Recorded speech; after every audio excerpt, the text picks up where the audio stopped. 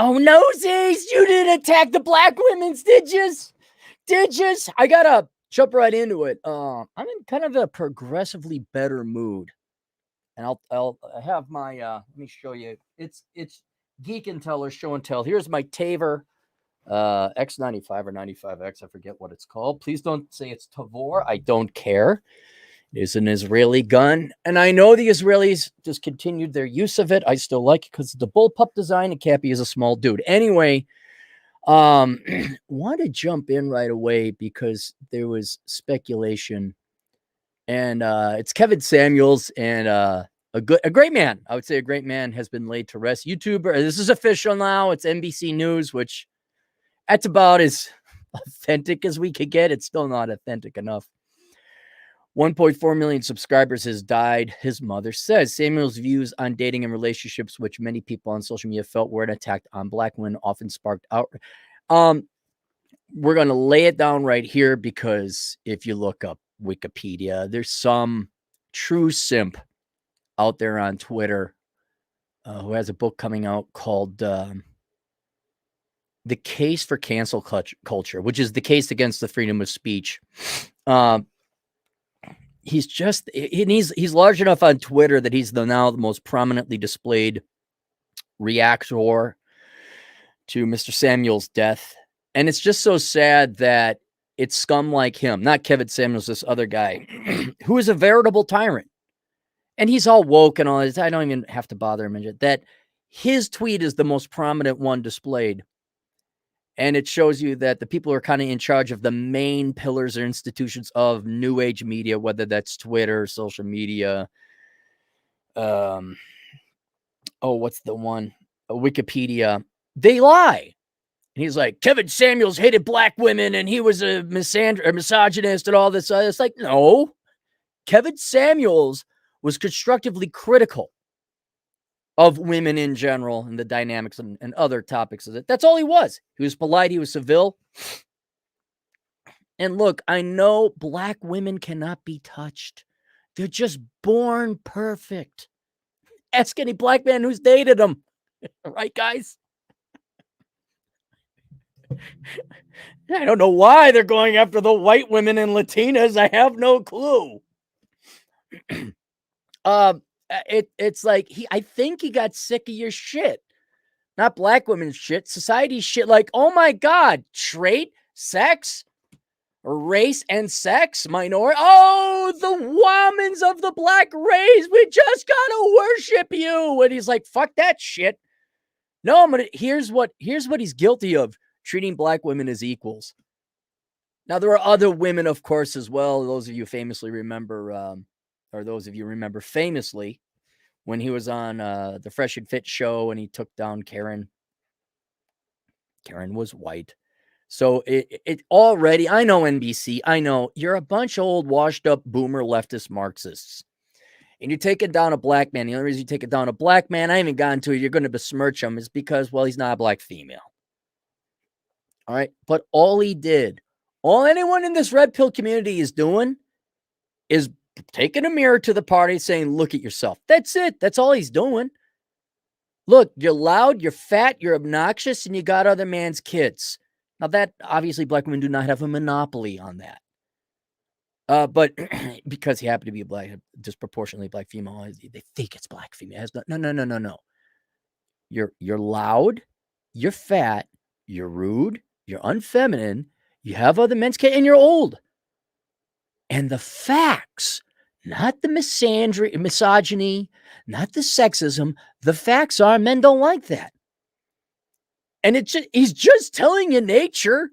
That's the only thing this guy is guilty of, and that's not a sin. He told you the truth. We don't like fat, loud, obnoxious women or single moms, period.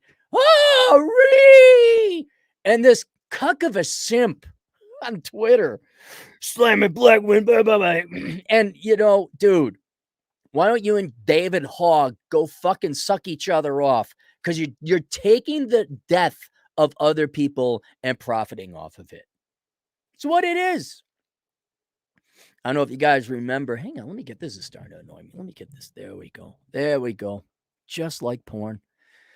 Many years ago, a bridge collapsed in Minneapolis. It was a main artery, 35 W interstate. And I think it took a nanosecond before the left decides, we need more government money. Say we need more government money. It's like, can you just wait for everyone on critical to either survive or die? Can you wait until the bodies are cold and buried instead of making this a political call? And then I erroneously and foolishly assumed these people had souls. I foolishly assumed these people had some basic level of humanity and ethics. And this guy, hang on, let me get his name because he's such a weakling and a coward. Kevin Samuels. Maybe I should use my phone because it came up. Twitter, all the radio stations, Samuel, and his haters went crazy. Yeah, okay. All right. Right here. You're all liars. All of you in the media are liars. You didn't listen to the man's show. You just disagreed with what he said, and he treated women as equals. He held them to standards. God, you know what? Let me pull him up. I just want to, well, wait a minute. I got a better idea. The case for cancel culture. This is the guy. By Ernest Owens. Oh, it's already out. Of course, Target carries it. The case for cancel culture. So Ernest Owens, I don't care who he is. Of course, Target has it. Of course, Target would have it.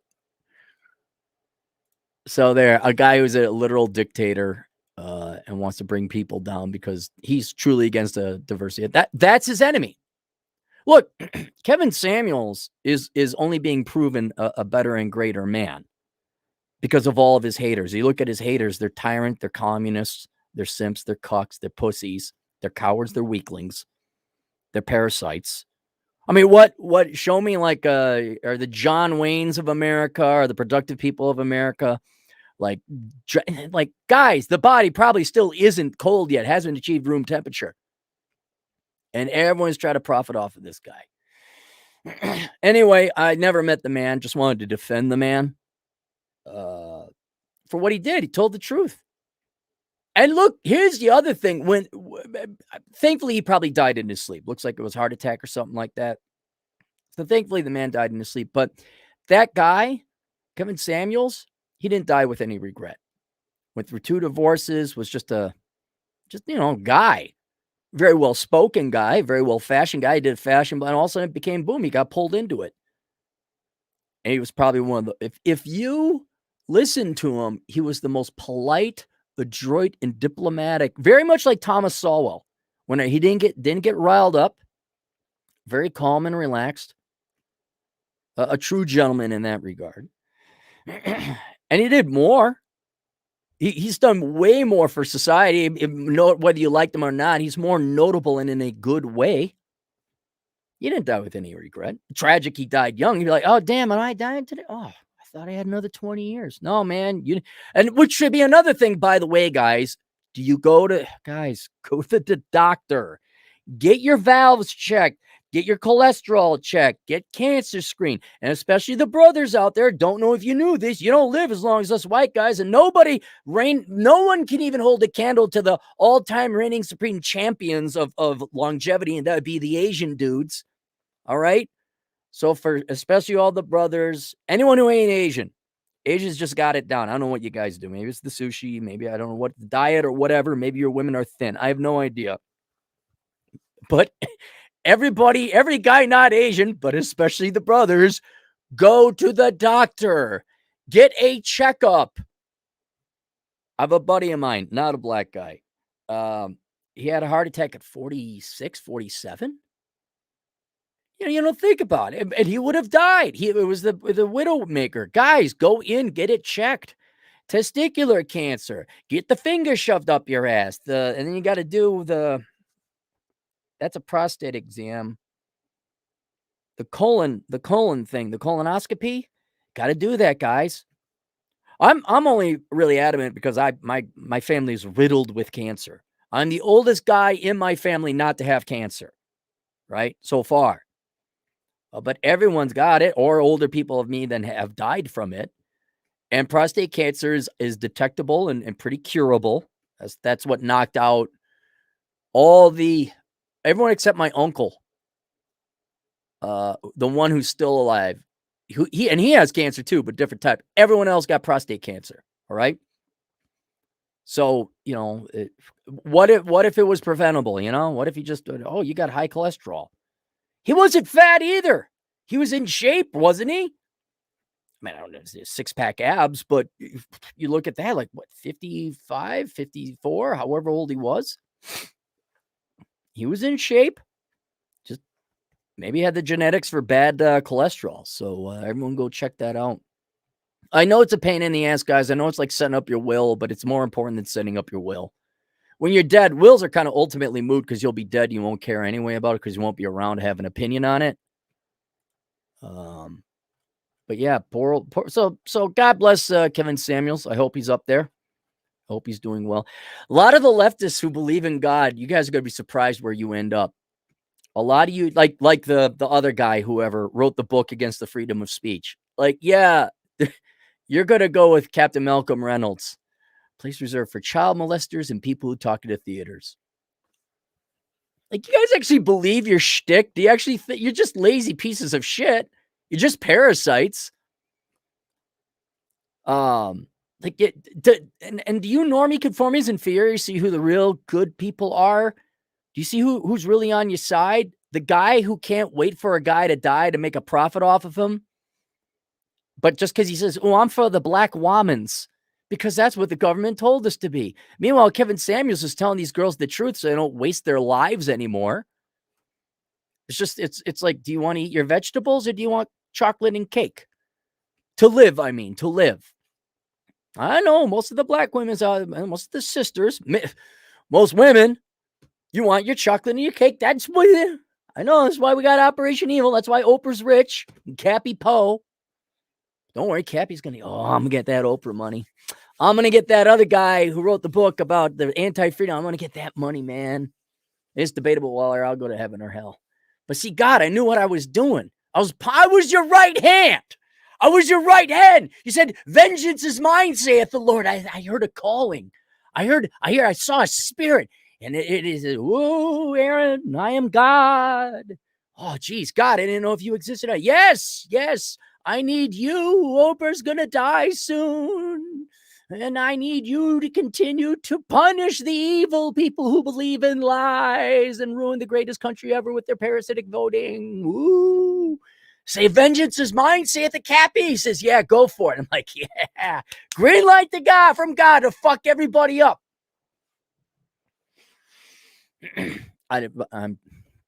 I'm agnostic. That is an interesting thing. I just kind of, I'm not trying to excuse it or rationalize it, but since everyone on the left is basically just being a lazy parasite, you're just being evil in that regard. It's like, okay, but you also are so lazy you won't face the truth.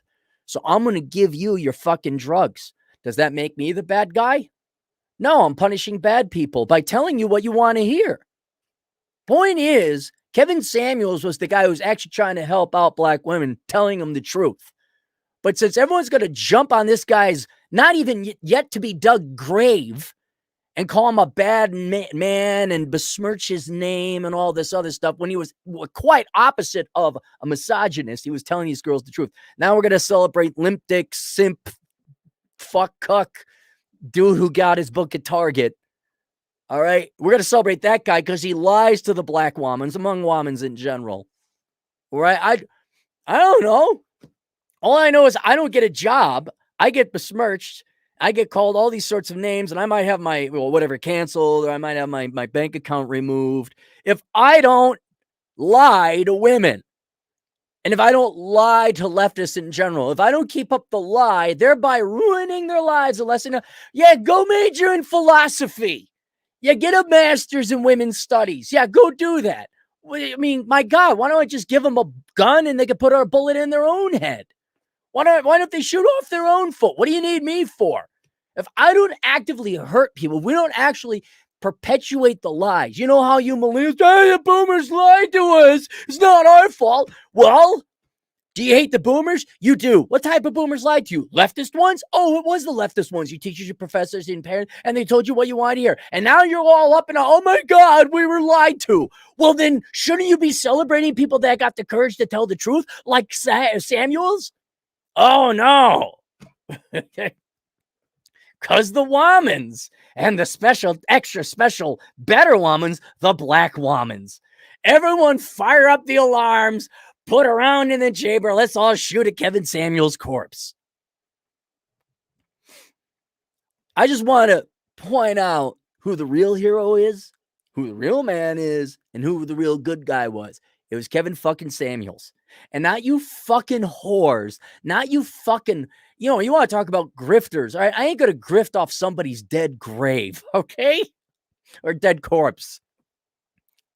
I mean, anyone see it? Anyone see it? I know you journalists just, it's a way to make money, but it just shows how fucking hollow and soulless and evil and vile and despicable you people are. Look, someone dies. Let's say you vehemently disagreed with them. Let them, maybe not even for them. How about the family? How about you give it 48 hours before you zip down your zipper, take your micro dick out and piss all over him yet? Can you let it be 48 hours? Nope, you smell some money to be made, huh? So there's Kevin saying, all right, let's go. I'm going to stay on top of the super chats here. Unfortunately, someone said Pokey Bowl. There is no Pokey in South Dakota, which is the title of my next book. No Pokey in South Dakota. There were some super chats. We got Vlad Elkins. Oh, by the way, if you want to see glacial speed on moving to like, I'm going to set up a podcast. Cool. When you buying the microphone, Chad? Did you buy the microphone or are you just looking for it? DJ Aftershock $2 thing is that he criticized men as well. Yeah, I'm sure if he called bullshit, which women do not have a monopoly on. You know, we hear in the red pill, I mean, I've made this point before. If you go to the feminist side of things, there is no criticism of women, none.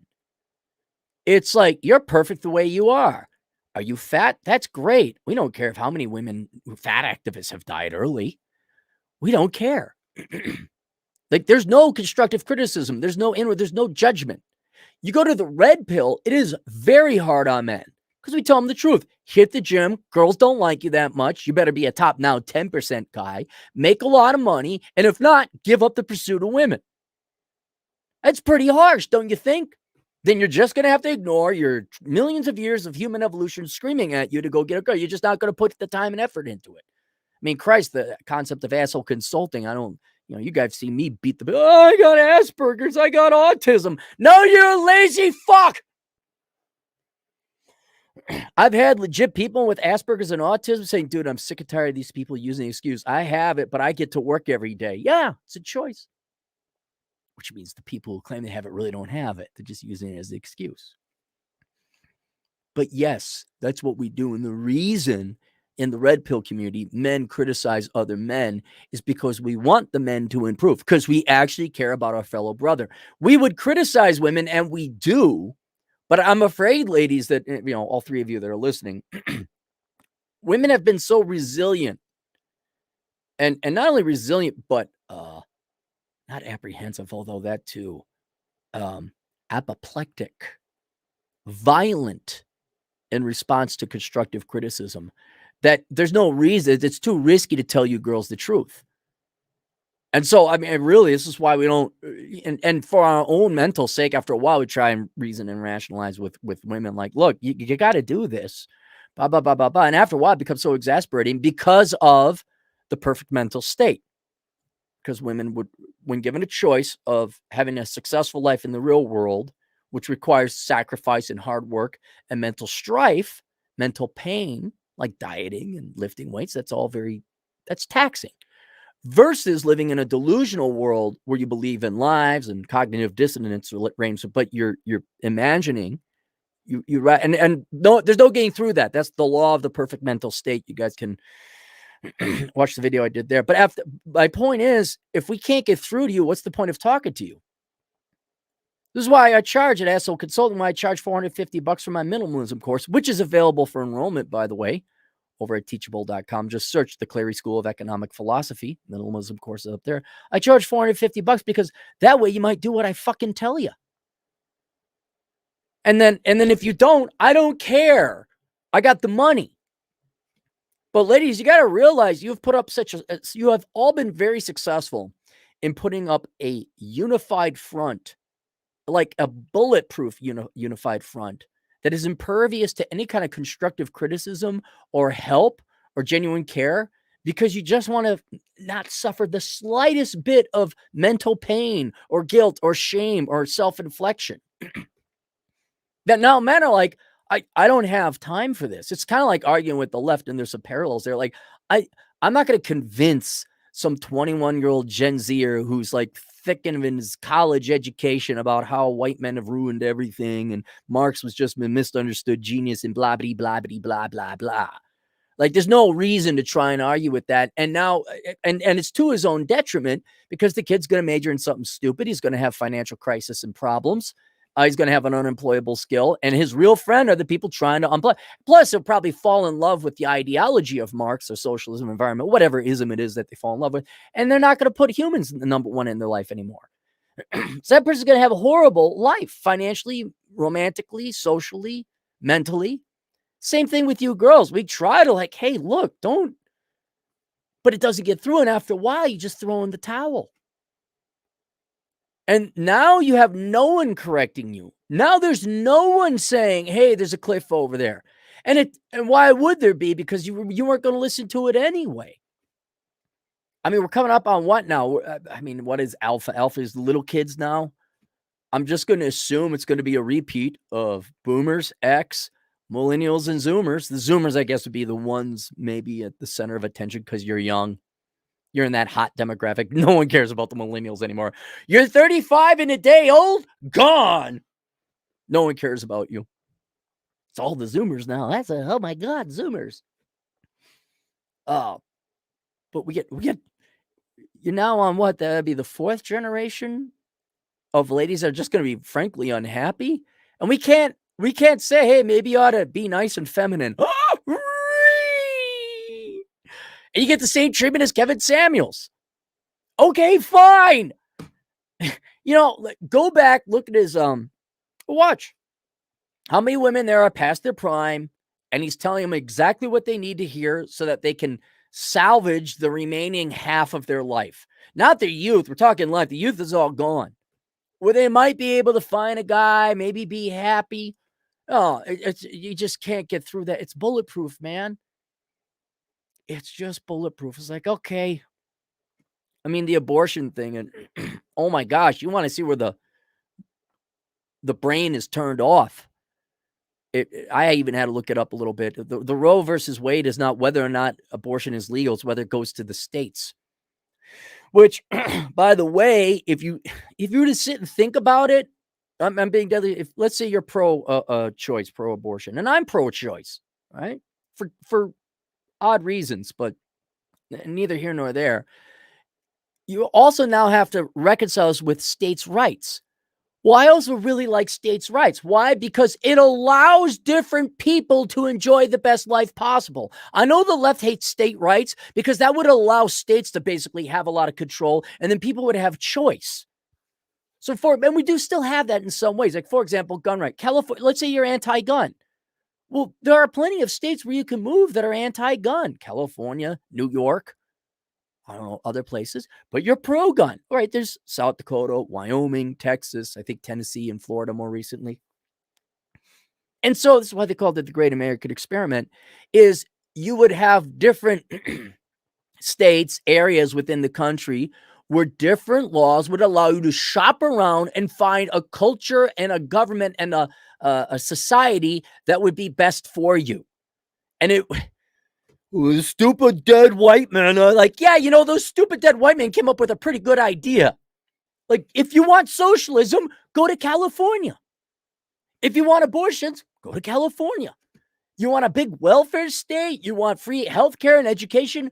Go to California. But if you want to be left the fuck alone and you want to live in a religious place where abortion is not, and no drugs and no booze and no fun, I wouldn't necessarily want that either. I guess what would be a very conservative state? Texas, I guess, for stereotypical reasons. And a libertarian one would be Nevada. Prostitution is legal. Drugs are legal. Guns are legal. Right? But we also have low taxes, or at least they did at one time. You want a culture of self-loathing white people and pussified men. Like, that's the pinnacle. Portland, go to Oregon, go to Washington State. You can live your self-loathing life. And so there would be states that would allow you, come on in. Yeah. And if you have states that will allow for abortion, they probably would also be politically aligned with other important issues. They would also probably have no guns. They'd probably allow for pot and other drugs. They would probably have an adequate welfare state. But no, we got to have it at the federal fucking level. And I wonder if, for all the girls that are reading right now on the internet, I'm trying to help you here. Do you even know what the 10th Amendment is? Have you heard of it? That's right. We'll play the war date game and see. And never mind, I know. But it's like, what are you getting angry about? Even I had to play a little bit of ignorance. I'm like, oh, wasn't that? It was states' rights. Was that the thing? Now, cool, states' rights, where it's like, well, our right is to have slaves. Hang on now. Hold it. What? Our rights is to diddle little kids. Hang on now. Wait a minute. There's got to be a limit here. All right. Common decency must come into play. But never mind. I don't want to bore you with American history, ladies. Just go read and get pissed off. It was, I don't know, Orthodox priest.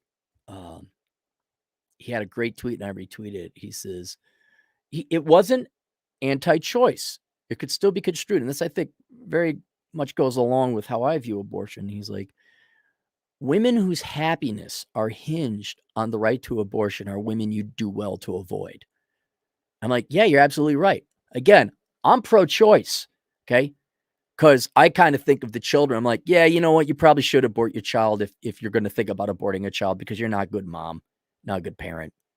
You're also going to be probably poor and you're not going to be able to raise that kid right. And if you're that much of an egomaniac, they're like, oh my God, stretch marks. Like, yeah, you probably shouldn't be a mom, and that kid would just be brought into pain and misery. Right? So that's the argument there. But you ain't someone I want to hang out with. You are not a person I want to hang out. It was so brilliant. Like, her happiness is contingent on arguably murdering something. I was like, yeah. That kind of, like, and I've always thought, like, shouldn't abortion be a shameful, or maybe not even shameful, but just like a quiet thing, something that's very discreet, something like you try to avoid at all costs, not something that you pin your entire life happiness on. I'm trying to think of something that would be the equivalent here of men. It's like jerking off. Like, yeah, you probably should do it every once in a while, clean out the pipes, but it's not like, I jerked off today. I'm proud, damn it. You got it. I don't think there is an analogy or parallel, because it's pretty fucking fucked in the head. It's like, I am proud of my right, and my happiness is contingent on doing something that should not really be celebrated. That's bordering murder. I'm like, yeah, go ahead, do it. Crucify Jesus, whatever. What was his name? Pontius Pilate? Don't give a fuck. IDAGF. Fine, do it. Go ahead. Live with yourself. I don't have to do it. But one thing very related to this, and I want to talk to you. Look, boys, I'm going to have to do a video on it later. I don't know about you, but I'm tired of arguing with people in general, but especially this abortion thing, because women are very adamant about, very, very vehement, very emotional, very passionate about it. Okay, fine. If I was president, just so you know, President Cap, you would pay for your abortions. I would. Just so you would shut the fuck up. But also, I don't want unwanted children that live miserable lives. I don't want, never existing is better than living in a pained and miserable life. I know there's religious people that are going to disagree with, but please understand I'm secular. All right. So that's just as far as I think. But I don't know about you guys. Maybe a lot of you are young, but I'm kind of tired of this. I'm tired of my standard of living, my enjoyment of life being lessened by stupid arguments or arguments that could be sidestepped. And I know it would take look, all the women got on birth control, right? A real simple solution is, I brought it up before, is that all you guys just get vasectomies. And this all goes away, right? Now, I know T-Rash is not going to get a vasectomy. And he's going to impregnate all the women. We're going to have a bunch of fucking degenerate, worthless piece of shit kids down the road. I'm saying for our own sake, just generally hear me out. Like, let's say 95% of you guys got vasectomies, of which, just so you know, there's a 25% chance it can't be reversed. But some British scientists did some experiments where they tried to directly extract from their nuts, not their own nuts, guys' nuts, who had vasectomies to get viable sperm. And after it took 5 times, but 100% of them successfully got it. All right. So it's not as dire. Like, if you wanted to have kids, there's a chance you'll never have kids with vasectomies, but it's a very small chance. Okay. So there's your numbers. Don't quote me on it. It's just numbers and research. I didn't do the studies. All right. But let's say vasectomies, you can have them and still generally have children if you either want to reverse it, donate sperm at a sperm bank, or directly extract it, right? So there's workarounds, right? So let's say effectively for the vast majority of men, vasectomies are reversible.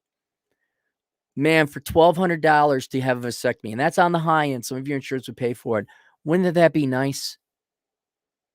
Is it worth $1,200 to you guys to never hear this argument again? Because think about it. I get pregnant, I get it, and birth control fails. Whoa. We all got vasectomies. And what it does is it puts all the reproductive powers in men's hands. You want my sperm? A surgery has to be done. That's not like, oops. It's not like, oh, I just take off the condom. It's not like, oh, you just go off birth control for a couple weeks and we get pregnant. It's like, no, I got to go to a doctor and have tubes reconnected, or we got to go to the sperm bank and you got to have my permission to get it, or we have the direct extraction and in vitro fertilization process.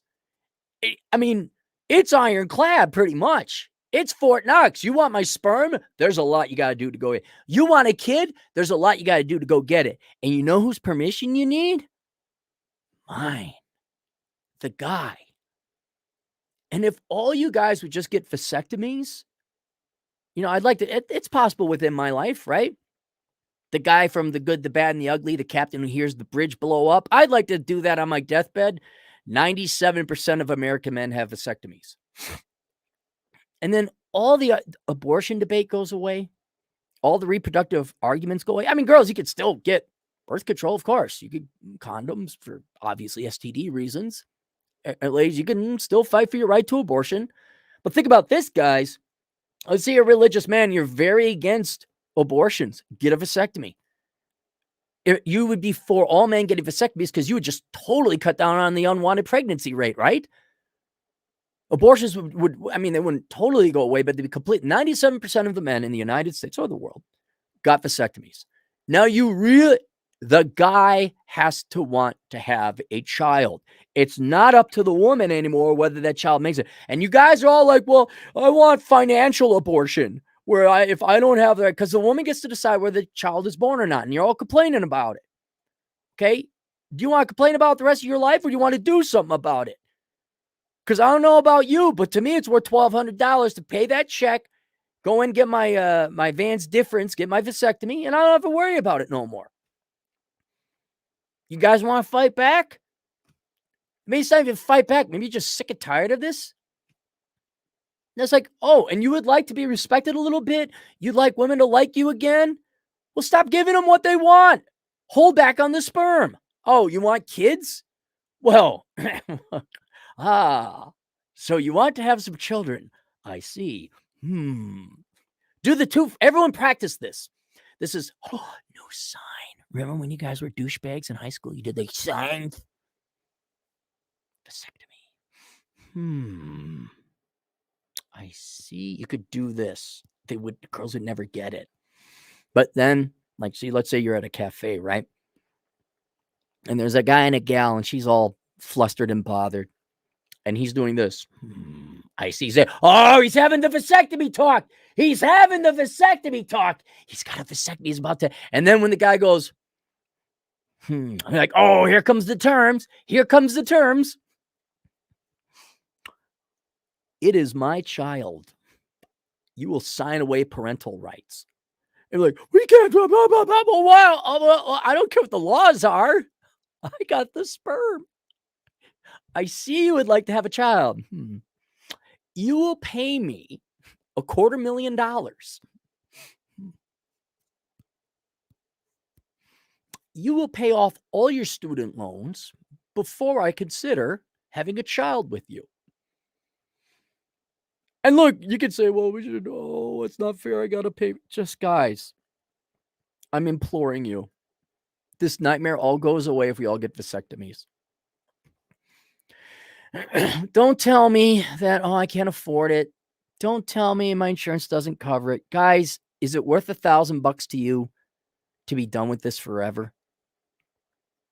Is it worth it to you? Now, I know. I understand. The 5% of guys who are criminals and thugs and have six-pack abs, they're going to impregnate these women. I understand that. And the women are going to have to rely on us and paying the taxes to make up for the difference because T-Rash ain't going to pay. But wouldn't that be funny? Wouldn't it be great? Like, all it is T-Rash's kids left over. And these kids are running around, slashing tires, dealing drugs. And we're just sitting there, so you'd like some reliable accountant sperm. That's interesting. What's in it for me?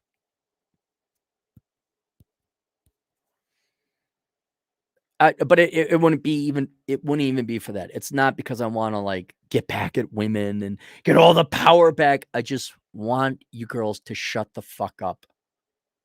I just want you to shut the fuck up. It's annoying. It's tiring. I think you got more than half the men are like, yeah, you can have abortion rights. But I this wicked level of evil where it gives you value, where that's what makes you happy. I just like, okay, fine. Here, we're not even going to have it. Yeah, you can have all the abortions you want. Good luck finding sperm. Then I don't know. What would you girls do? Sleep with T-Rash so that you could then go have an abortion out of celebration? Would that be fun? Yay, I had an abortion. I had to purposely find T-Rash. All you guys, and let's take a look at it another way. Girls don't want to settle for T-Rash. I mean, they wish T-Rash made a lot of money. But they're going to go for the investment banker, venture capitalist, astronaut, surgeon, CPA, chemical engineer type, right? What if you guys just all like, no. I had a vasectomy like when I was like 17, man. I made a deposit. No, it's under lock and key. Oh, you would like my sperm because of my incredibly high IQ. I'm 6'1", good looking, and I'm a doctor. Well, that's very nice. Well, oh no, I had a vasectomy. Well, if you'd like to have my children, there's going to be some rules and qualifications. So I always offered, like, now it's like $2 million with inflation after tax. Aaron, why don't you have kids? Well, one, I don't want to have kids. But ladies, if you want this fine sperm of 5'9", and that's why it's a joke. No one's going to pay me. I mean, let's think about ignoring height. Cappy got it going on. Ballroom dancer, pretty high IQ, creative, funny, very responsible. I'll talk about my gun later on and all my other stuff that I do. I mean, very good financially, right? I don't know. I got good Clary charm, good Clary looks, coming from great grandpa Clary. All right. Not the worst. Right. But that 5'9" thing. Oh, it ruins it. They just girl. I understand, ladies. I'm not arguing with you. I understand. You're just not physically attracted to tall guys. It's if I was 6'1", oh man, look out. Turn my dick into a lasso and just go through town like, yeah. What's going on, girlies? Come over here. Yeah. Alas, I'm only 5'9". So, I would not be the candidate, but there's going to be some guys of you who are. And then you're going to be there. So I see you would like my sperm. Yeah, you're going to dye your hair back to a natural color. You're going to get rid of that metal out of your face. You're going to get rid of your tattoos, and we'll consider it. We'll consider your application. I know. Isn't going to happen. Isn't going to happen.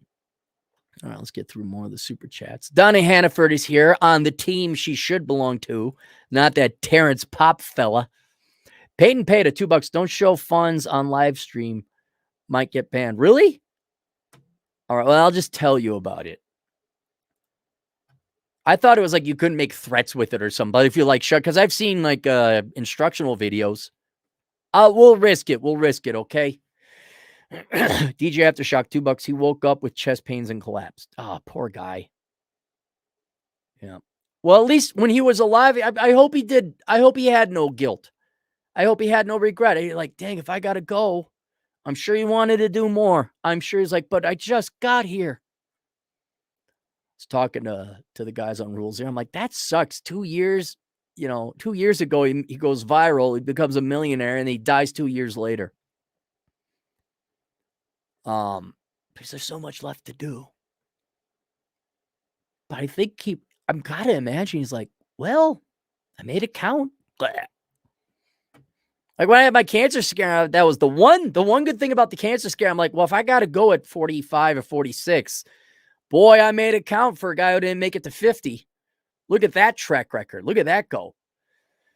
Hatton Clogs, Captain, when can I head out to South Dakota? You can head out anytime. It's still yet a relatively free country. Whether I'm around or not is another matter. And don't come out for some. I mean, you can come out for some. Maybe I'll meet up, but I got family. I got friends visiting. Oh, did he? Did he? That didn't help. That did not help. Q boy. $5. When I heard about his passing, I just thought my own immortality. No, you mean your own mortality. You're not immortal, Kui. You're mortal. I'm only 20. He was good voice of reason and direction. Yeah. And there you go, Kui boy. Look, you got his wisdom. You got all our wisdom. All these old farts that are ahead of you. It's good to see that young guys like you aren't going to be lost. Make it count. Make it count. Like we should all aim for Kevin Samuels. Like, well, if I got to go at 53, I want to make sure I accomplished some stuff. And so, yeah, it's don't let a day pass you by, man. Get your to-do list and you knock it out. And then so that if you happen to get hit by a truck and you got the conscious sentience to like think, what did I do? Not like, all I did was watch Jerry Springer and major in philosophy. And here, ladies, you tell me if this is mean or misogynistic or if it's helpful. Ladies, what do most of you got to look for? Like, let's say you start having chest pains. You went through Kevin Samuels' experience, right? You're alive, you're conscious, but you're going to die in a couple minutes. What do you look at? Like when Kat Paws was having her heart attack, which I'm just going to presume it was, and let's assume she didn't die in her sleep. Do you think she was proud? Are you happy with your joke of a degree? Are you happy that you took more of other people's money, the taxpayers' money, to pay for a bullshit 4-year party experience? Are you happy that you really didn't have a real job? Are you happy that if you did go quote a real job, there's a damn good chance it's somehow government funded and not something where you're actually producing something of value? In other words, we had to forcibly take money from the taxpayer to create a job that nobody wanted because you're not producing anything anybody wanted? Are you happy being the HR director? Is that fun being a professional weapons grade bitch to people? Are you happy with that? Are you happy you divorced your family and your home and you ruined your kid's life? Are you happy you didn't raise your children but instead worked? Are you happy that you dropped them off at daycare? Now, is that misogynist? Keep thinking misandrous. Is that misogynist? Or is that me trying to wake you to fuck up so you don't waste your life anymore? Which one is it? Are you happy you're a fat, disgusting piece of shit that nobody wants to fuck? What is it? Do you want to fall in love? Do you want to have great sex or not? And all you have to do, ladies, and this is what I wish women would have done this beforehand. I wish you would have just been forthright and upfront with us because I believe this. Tell me if I'm wrong. You're just not interested in men that much. Just say that. Don't do it into the disguise of feminism with the claws and the fangs. We don't need just look. Be nice about it. Be professional. Look, we're just not that into you. We don't like sex as much. We only can really get wet for guys who are this height or taller. It's not a choice, just like guys with fat chicks. And we really want a top, well, it used to be 20%, but we really are going to insist on a top 10% guy before we commit.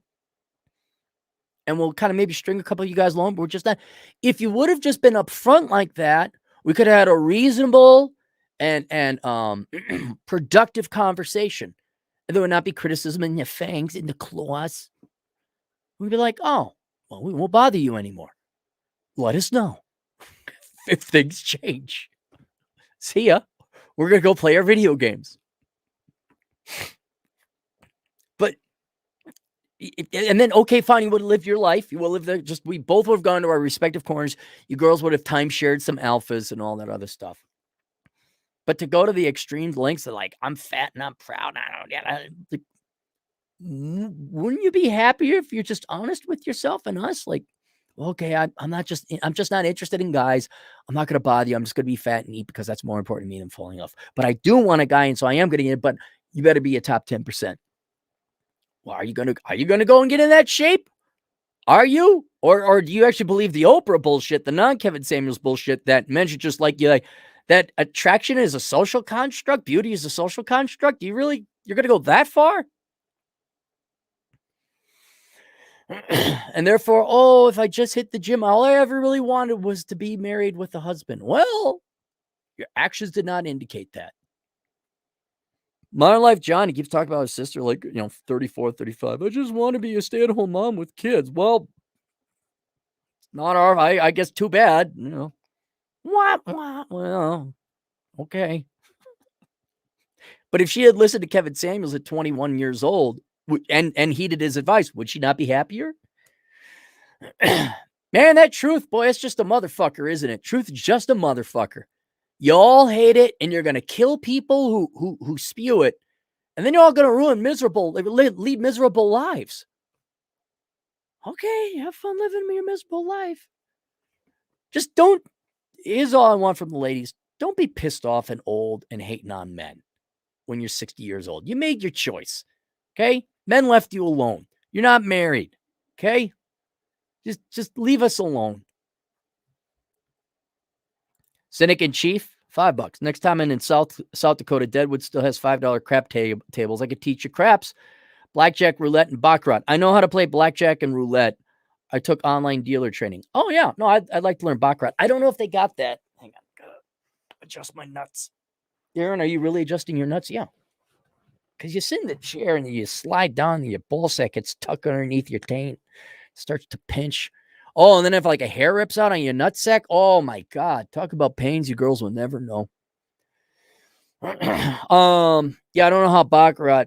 I always knew James Bond won at it, and they'd always say their letters and their numbers were 10, 5, 11. I'm like, what the fuck is going on?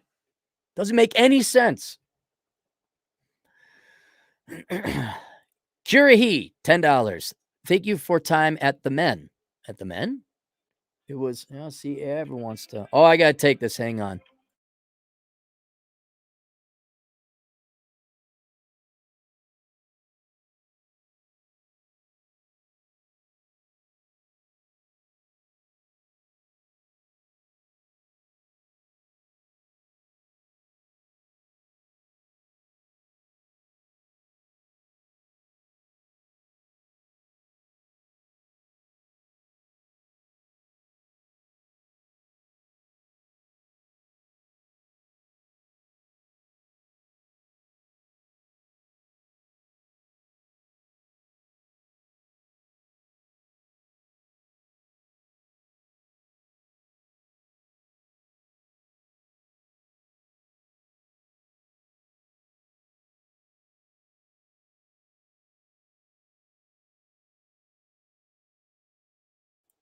Banks, they're such fuck ups.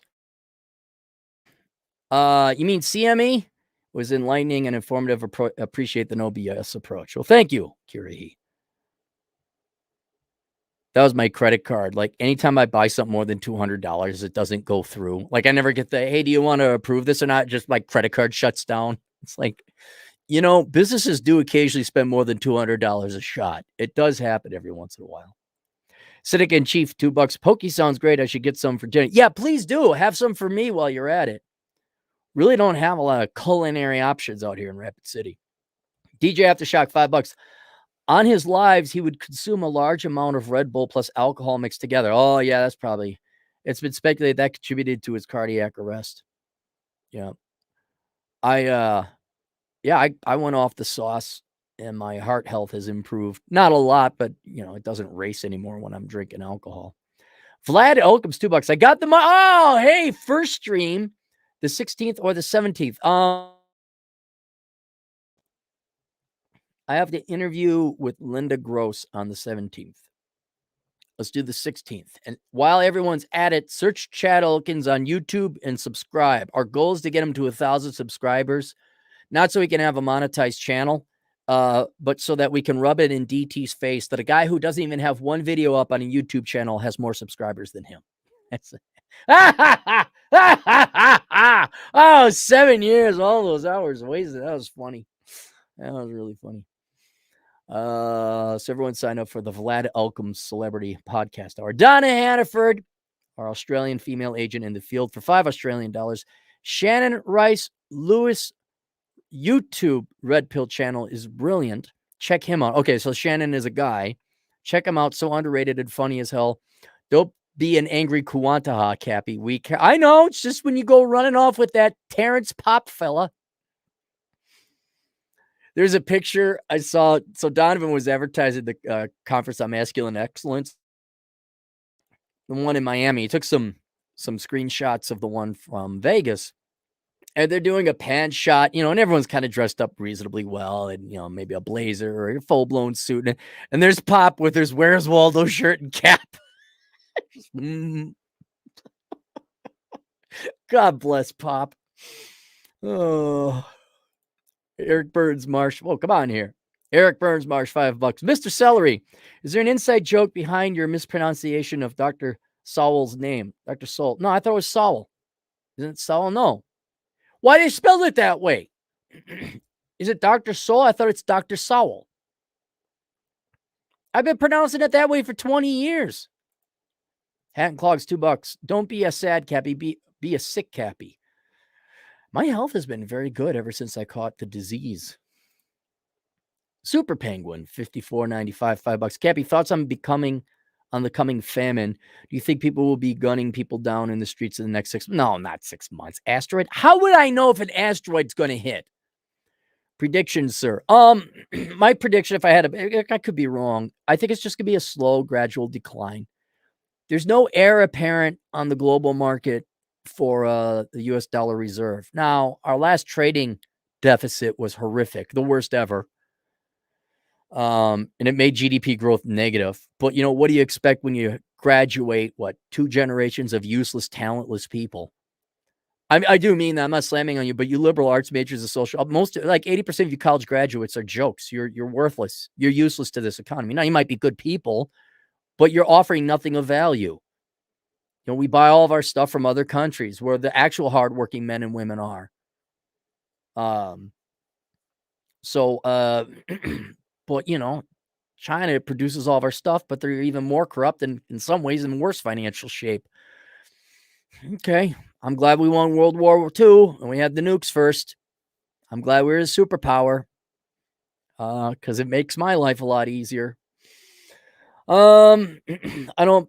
Not 6 months, no. I mean, in some places, sure. Another riot happens.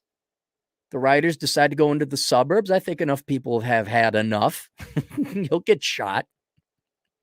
I don't think, and just keep in mind, this is not the black people from the inner city. We're talking like you Portland guys, you Tacoma guys, which, by the way, vast majority white. We're talking you Antifa, parasite, including Black Lives Matter, but just the city-dwelling vermin. Yeah, come out to the suburbs. See what happens. There are so many people that are itching to shoot you people.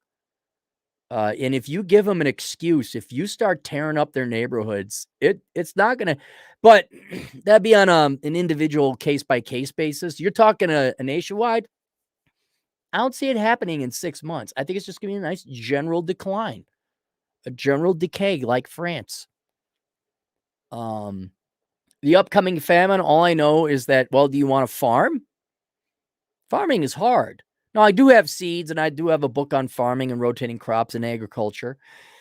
I don't know what good it's going to do me because I don't have enough land to arable land anyway. But buy some ammo, buy some armor, get at least a year's supply of freeze dried food, because what the idea there is the cities are just going to burn up, and that's where most of your killing is going to happen. If you can last a year, most people understand. Most people, dude, they can't even. What happened in Texas like 2 years ago? That storm came through and knocked out all the power and everyone freaked out. All right. Most people can't go 3 days without electricity. You go a year without electricity or water or supplies being shipped in, the suburbs and the city are just they're not going to make it. People are going to die and they're going to start killing each other because it's like, well, either starve to death, or either like try to obey the law and like buy my food or not take that other person's food and die, or I put my morals aside and I kill those people to get their food. They're going to kill each other. Look up the Holodomor. People were eating their children and killing each other, family members. Like if it's death or life, you'll become depraved. You'll become debauched. You'll become a criminal. You'll go evil. You will. And so I think, and there's no gas, so you can't escape it. It's going to be hell. It's going to be horrible. Oh, they'll blame it on capitalism. Never mind. It was socialism and communist and social policies that gave money to the parasitic class to just breed and become dependent and not be independent and support themselves. No, never mind that. But if you make it a year and there's no electricity, like no electricity, no cops, no law, a year goes by, your population's easily going to be cut down by 80%. And then it's like, okay, now you're going to start have warlords forming little regions of law and order, albeit it'll be tyrannical. Maybe there'll be enough people who form a team and there might be enough civilized people left to say, all right, I know you guys control that side of the river and we control this side of the river, but the infrastructure is already here for a state. So do we want to hold state elections? And the state of North Dakota will protect our own borders now. We'll respect South Dakota. And we're going to restart again. Yeah, but if we have a no joke electricity as no cops, no water, a year, just give it a year. So you need a year's supply of food and stay the fuck away from people. Stay the fuck away. And then maybe you go back, get a radio, get some batteries, get some backup. And then maybe you go poke your head out, do a little reconnoitering, see what's going on. And then once it sounds like, oh, we got a radio system, people are talking about meeting and having a council to reform the government. It's going to be a republic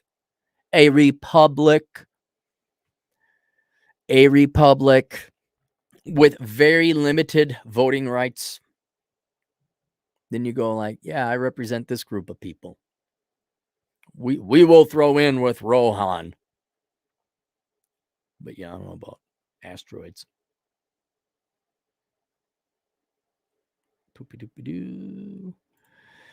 Vince H, $5. The Democrats need something more important to millennial women than Harry Potter and The Office to increase voter turnout this fall.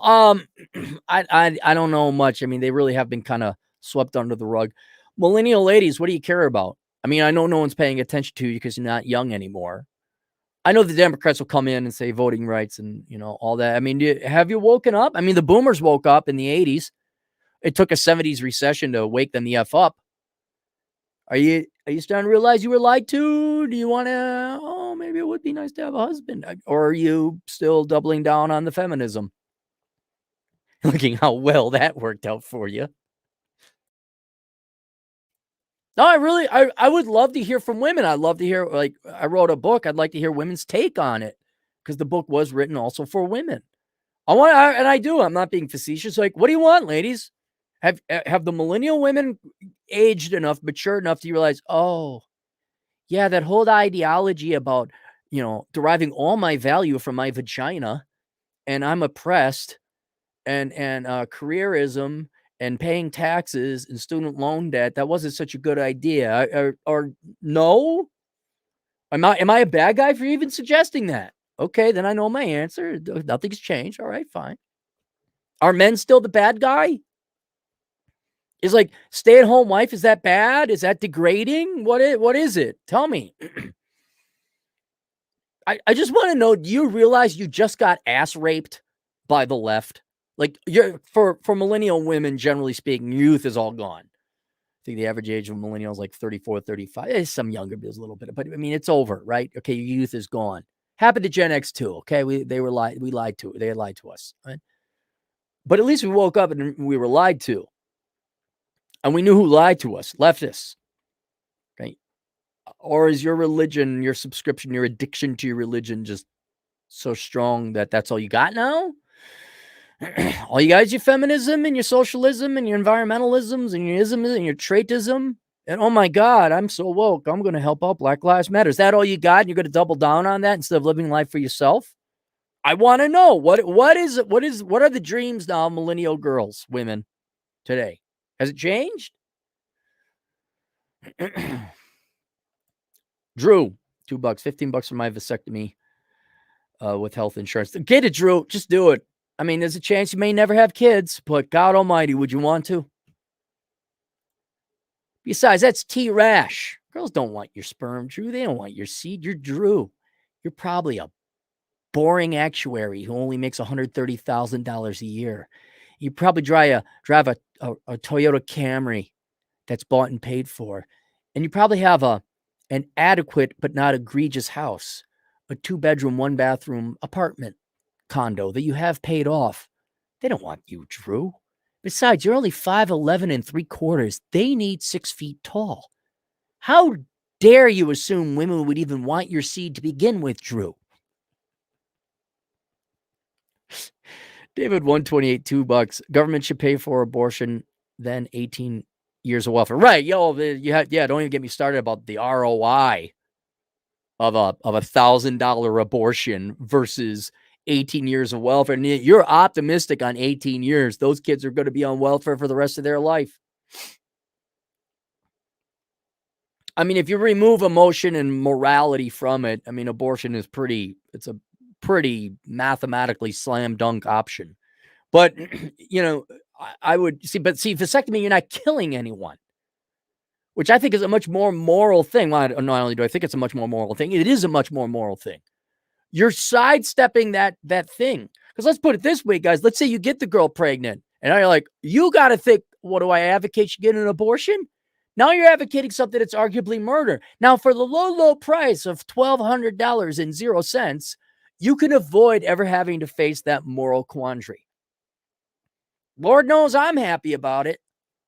I don't have to sit and think about, well, did I just murder somebody? Thing, boy, girl, fetus? Am I going to the very special hell where there's people who talk in the theaters and child molesters and Captain Malcolm Reynolds? Silence do good. $5. Save money on hot sauce. Get the vasectomy. Yeah, I cannot emphasize that enough, boys. 500 people in the house. If you guys kindly would subscribe so I could get up to 100,000 subscribers so I get my plastic plaque. And that's the only reason I really want to get 100,000 subscribers. Caprigoon Cabulous, $2. So many social problems solved by the snip. Absolutely. Like, of the many arguments, here's my primary one I just want you to sit and think about. How much less stressful will your future life be if all men got vasectomies? Or nearly all. You wouldn't be stressed out about this. The nagging, essentially, it's like you would decrease nagging by like 75%. Women are still going to complain about the wage gap. Feminists are going to do that. That's how they make money, is they have to perennially be the victim. I get that, but this reproductive rights goes away. Not to mention, I think if you guys all got vasectomies, or a large enough percentage of the population did, we'd be essentially a cartel, kind of like how girls are. Girls act like a cartel. We're not giving it up. Oh, we're going to say we're equals and we're just like men. We're interchangeable and we're sex positive, but we're really not going to give it up. Okay. Like, what if guys did the same thing? And girls really, okay, well, oh, marriage? By today's standards and today's law? No. Oh, no. Oh, no, no, no, no, no. Absolutely not. And they're going to be like, but, and think about how lazy it is. All right. So the process takes like 10, 15 minutes of that. Right. And then there's recovery time, like a day or two. It's nothing horrible. You'll be fine. But for that little bit of work, think of all the time savings and effort and labor you save. Not arguing. Like, you don't have to like go and show up for dates all the you're just like, oh, I don't have the sperm. Yeah. Oh, we'll get to it whenever. Yeah, well, it's really hard. It's really, like girls, give you an example.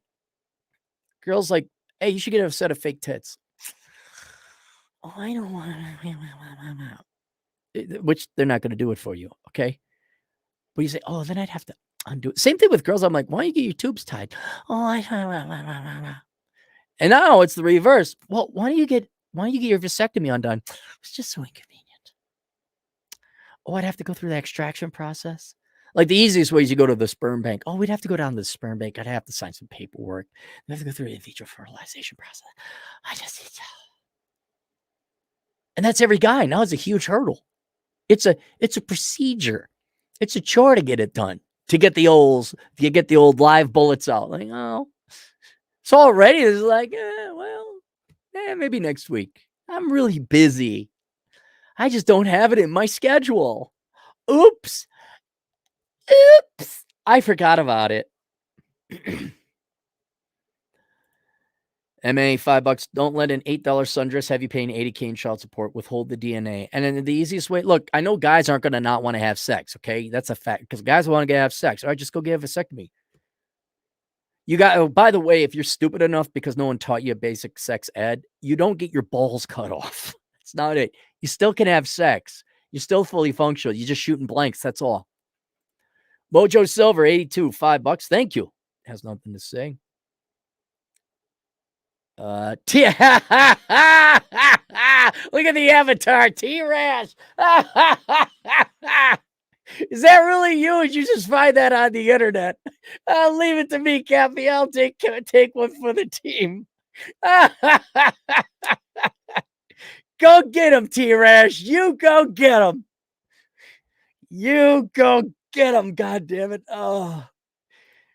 Kate Ann, we gotta call you Queen Ann, Kate. $2. I'm Snip is greater than I love you in my book. There you go. She's got it right.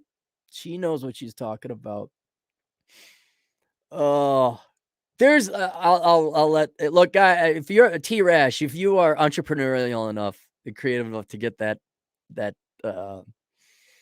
YouTube handle, you got to write a book like How to Be T-Rash or something. You can run with it. It can all be bullshit. Matthew S. Park, is that 2,000 Korean won? Is that it? Korean won symbol. Yeah. Okay. What's the exchange rate? Korean won to USD. How much did I get? Oh, Jesus Christ. 0.00079. Did I even get a penny out of you? Why don't they just revalue the won? Like, who spends 1 won on anything? Are there even 1 won cents? $1.58. Thank you for your tremendous donation. Hey, Matt, I want, are you still interested in doing translation? Because I want to get exposure to the Asian market, so I'm not completely dependent on Western collapsing markets.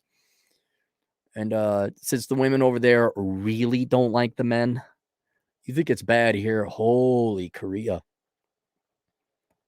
I'd like to get into Asian markets. David L, $5. Rest in peace, Kevin Samuels, the voice of reason and Sandy and the wokedness. What are all those 200-pound size 6 gonna do now? Here's what the sad thing is, and this is where I'm being very serious when I say it. We are pro women here. What those 200-pound size 6 women are gonna do is they're gonna die.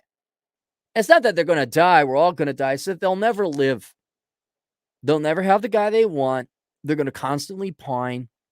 Here's why I am somewhat sympathetic with modern life dating's John's view that the women secretly are not happy.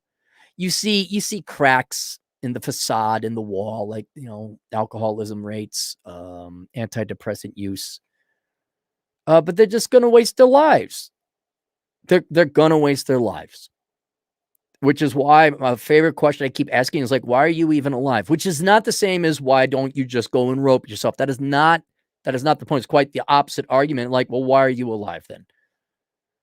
Like, oh, hey, sister, you going to put on the Wolverine nails and get a Brazilian butt lift and have the weave, but you're still going to be 250 and 5'4"?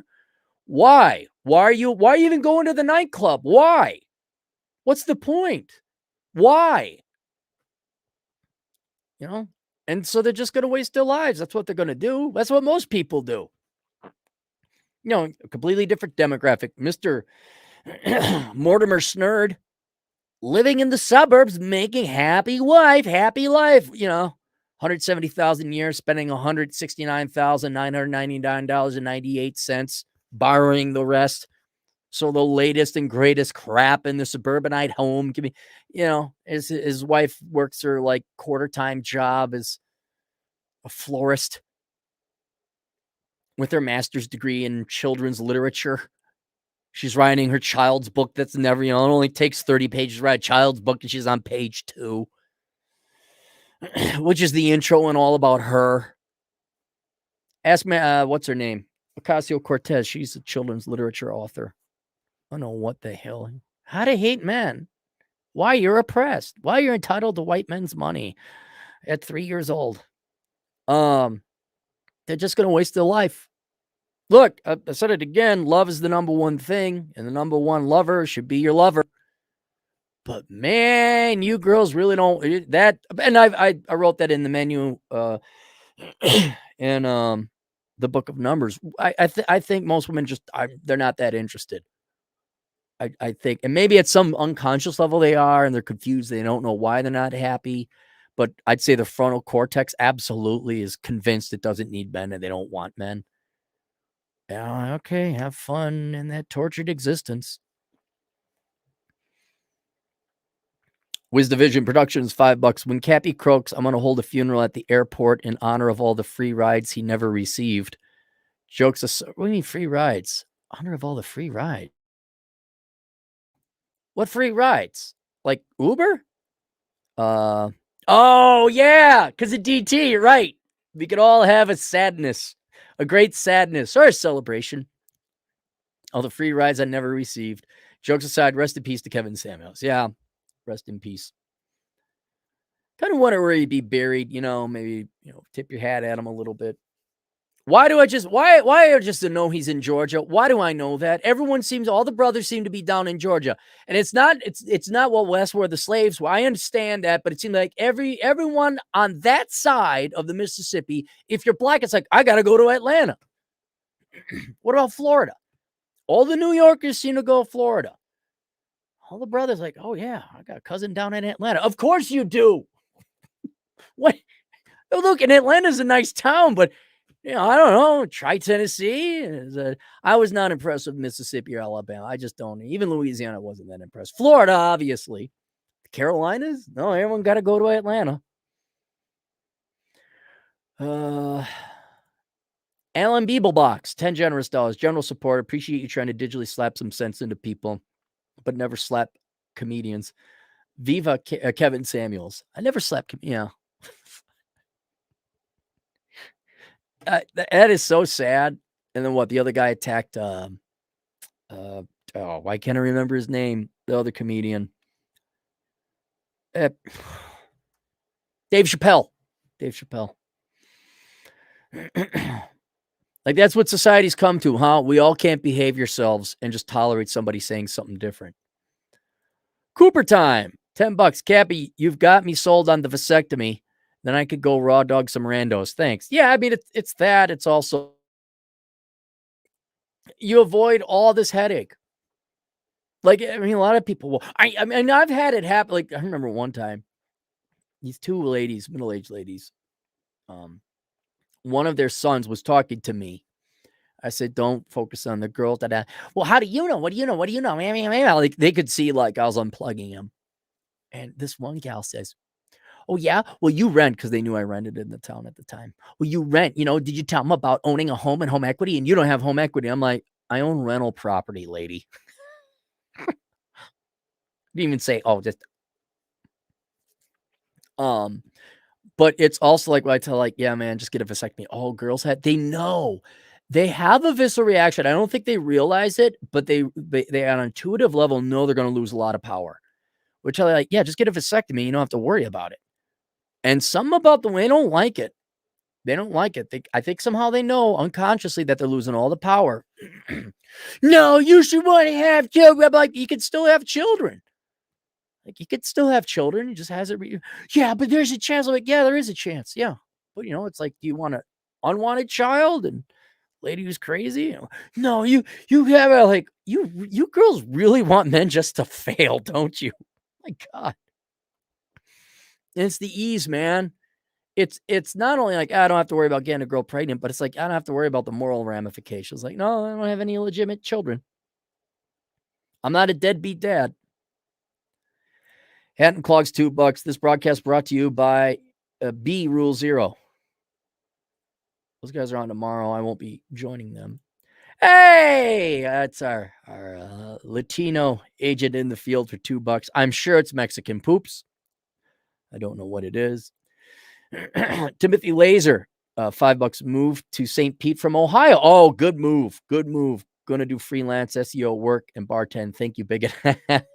Hey, if you haven't been down there, go to Ybor City. Check out the Latin and cigar culture. Check that out. That is some fun times down there. Some fun times. Ant Clogs, $2. Cappy going to Reno. What should I do or meet? Well, you can't meet Rolo because he'll stand you up. All right. So don't even bother with Rolo. I'm not impressed with Reno. I mean, I'd go Lake Tahoe. I'd go hike in the mountains nearby, but Reno itself is kind of a divey town. I mean, it's gambling. It ain't no Vegas. I'm just, yeah, I mean, it's fine.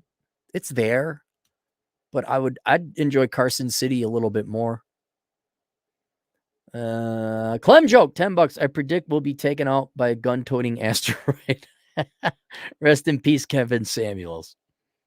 Will Dog Jones, $5. Apocalypse is coming. I know for a fact as I saved enough to retire. Yeah, boy, ain't that the truth. Like, anytime I started doing well in my career, a recession came by and wiped me out. There are like 2 times when I was much younger that I was making 100,000.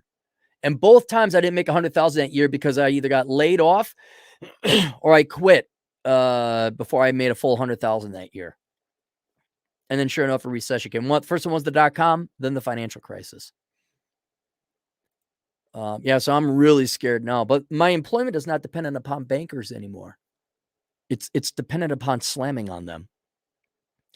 Milad Bakuri for $5. He has nothing to say. Oh, well, here it is. I'll read it. Kevin Samuels might be gone, but the work he left behind is galvanized forever. You got damn right. It doesn't matter what people say. People will go and pick up his books. Like, Molyneux faces the same thing. You go read his Wikipedia entry. Molyneux is a white supremacist. Blah, blah, blah. No, he ain't. He's critical. He dares talk about IQ and race, which I'll show my gun before I talk about that here. But if you ever listen to any amount of Molyneux, you know he is not a bigot or a racist. Now, he might have some observations that different races and groups of humans have different traits, but it's the same thing. Like, and then people will go back and listen to his work and they'll say, what the fuck is with this Wikipedia entry? I think Coach Red Pill is the same thing. He said, someone made a Wikipedia entry on me and it's all wrong. Like, it's all not true. This is the strength of the men's community. Our work will always help future generations of men. Rest in peace, Kevin Samuels, or Mr. Samuels. I'd also say what the real strength is our sex drive, which is generally a weakness that has pretty much been the cause of all of our problems. But it's going to drive you to find the truth. I mean, think about how thorough and complete the indoctrination was for Gen X men and baby boomer men before the internet. Like, they had every corner of all media and social outlets and academia and all like that. It was a complete and uniform message. And there was no way to figure it out until you said, fuck society. Society is wrong. I'm right. I'm sick and tired of thinking I'm wrong when I've tried every possible variable or permutation. There's not one fucking stone left unturned. No, something is fucking wrong with society. Now you got the internet. We've compared our notes. It's like, oh, yeah, shit. No one is going to suffer. No one will suffer like Gen X ever did. Never again. Because you got the internet now. There will never be that amount of confusion. You might suffer in different ways, I'm sure. But I should say, no one is going to be confused as Gen X was. Never again. Although you look at the millennials, like, look, guys, you had the internet. You couldn't look up this bullshit? you couldn't look it up? Does communism work? Did you hear about Stalin? What? Oh, Matthew S. Park, 5001. I'm a CPA with a BA crappy political science. Is it okay to get a second bachelor's in accounting online? Should I do a master's in? No, you got your CPA. What? No, your master's does. No, you're done with education. The only reason you go back to school is if you want a completely different field, or you just had an intellectual interest in, I don't know, English literature or English history or whatever. But no, you got your CPA. You're at the top. You're done. You don't have to go back to school. Eric Burns Marsh, $5. Not just arts majors. Before I left, we had new hires with STEM degrees from name brand colleges who were totally worthless. Yeah. I mean, you can have the skills and the knowledge, but if you don't have the right work ethic, it's pointless. Oh, Carrie, Men Equals Masculine Empowerment Network. Where's that? Who ran that? Is that Donovan's or is that somebody else? DJ Aftershock, $5. Interesting. The current Oregon governor, Kate Brown, has the lowest approval rating in the country, 27, and a recent poll had the GOP ahead of the polls. I'm okay, good. And here it has nothing to do with the GOP. I'm actually quite forgiving of the GOP. It's the population. When you dumb motherfucking Americans get it through your fucking head that Democrat policies, which is socialism, doesn't fucking work, when you're done with the nightmare, look, the Democrats have showed you what they're going to do. They're going to turn it into an Orwellian socialist nightmare. You know, you're going to, it's like how you were born. And are you thinking the right way? You got a fucking minister of truth right now. They all want tyranny and they want your money and they're going to enslave you. And that includes you Democrats. Because what? The political class ain't going to work. They're going to need somebody to work. And once the productive class says, fuck this, we're not working, what do you think's happening next? They're not going to starve. They're going to enslave you. Or they're going to confiscate all your money first. But it's going to take all of society, and it's going to take disproportionately women to wake the fuck up and say, hey, you know, this feminist shit, not the women should have rights and be treated equal. Not that shit. We need constant legs up. And there is no sexes. And I'm this thing today, and I identify as that tomorrow. And you know what's really important? Diversity and inclusion at an auto manufacturing company, not making fucking safe, affordable, quality cars. And until you women wake the fuck up and say, hey, maybe we not ought to be at war with the other half of the population called men. Till you wake up, nothing's going to change in this country. I don't care if the Republicans get elected or not. And the Republicans have to get elected by a large amount. They're going to have to go through multiple election cycles so they can get a majority in the House and the Senate. And they're going to have to stay in power. And here's the thing, because under Bush and Reagan, the Republicans had this. You're going to have to implement conservative policies. You're going to have to undo all this shit. You guys, what's his name? The dead brain dead guy who disgraced all Vietnam vets. John McCain, he allowed Obamacare to happen. Okay, I don't care if there's an R in front of your name until we implement libertarian policies is really what we need, because we don't want to leave our non-straight brothers and sisters behind. We don't want to go back to the 700 Club. That's for certain. Talk to me about radical Christianity. What a fucking nightmare that is. But we have to implement that. Look, it could be Democrats as long as they implement, JFK, okay, Democrat, but he implemented lowered taxes. Until you people stop worshiping the fucking government, the fucking socialist state, and put the individual ahead, nothing's going to change. I don't care. I don't care. Okay, the Republicans get elected. What are they going to do?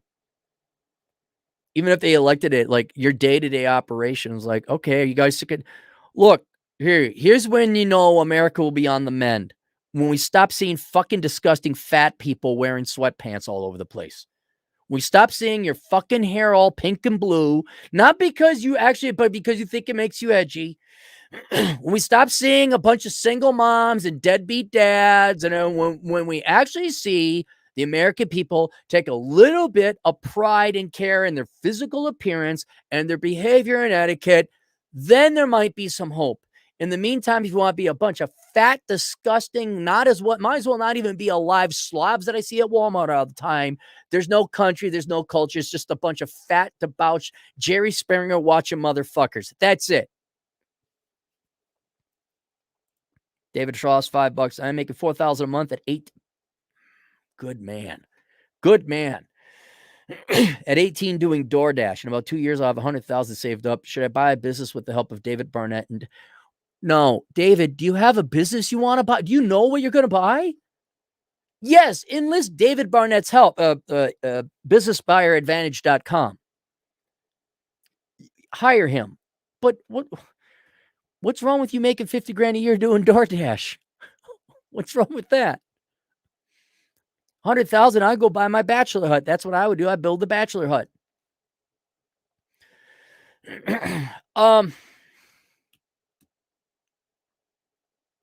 God, there's been some advents since I wrote Bachelor Pad Economics and Poor Richard's Retirement, like the bachelor hut. And just, buy a business. Why, man? You want to deal with employees? Have you seen your generation? Holy fuck. I know a guy who ran his own business. He's dropping out of the construction business because a bunch of people kept stealing his equipment. Because contractors are so fucking worthless or worthwhile. No, you're not. No, not until you have a really great business idea. No. DCM, 10 generous dollars. I think I'm done dating. Dated 12 women in 2 months. They let me sleep with them, but when I told all of them to just text me first, they would ghost. Their egos are so huge. Okay. You need to get these books. The Menu, Life Without the Opposite Sex. And ladies, this book was written for you. There's an entire section for women on this. Half the book is for women. I would love to hear women's opinion of this book, including feminists, because it has a very feminist tone. And then also for my fine friend, get this book, The Book of Numbers, Analyzing ROI and the Pursuit of Women, with the cover done by Rollo. Yeah, women, they're not interested in marriage. They're not interested in that, man. Please get both those books and read them so you're no longer confused, so you no longer have hope. And I would say the best writing in my life, the best 3 or 4 paragraphs I've ever written are in The Menu, where I quote Captain Ronald Spears from Band of Brothers. I even had Jack put it up on YouTube. You could look for Ronald Spears' picture, the actor anyway. Yeah, and I don't think their egos are huge. They're just not interested in marriage. David Frost, $2. I do mean 4K after all expenses. Okay, so you're making 60,000 a year gross. David, just keep making the money, man. Just keep making the money. Rational or rationality, $2. Next thing you know, the snip will be misogyny. I don't care. Look, me making more, me working more hours, me studying in hard, that's misogyny. Asking a girl out sometimes will be construed as misogyny.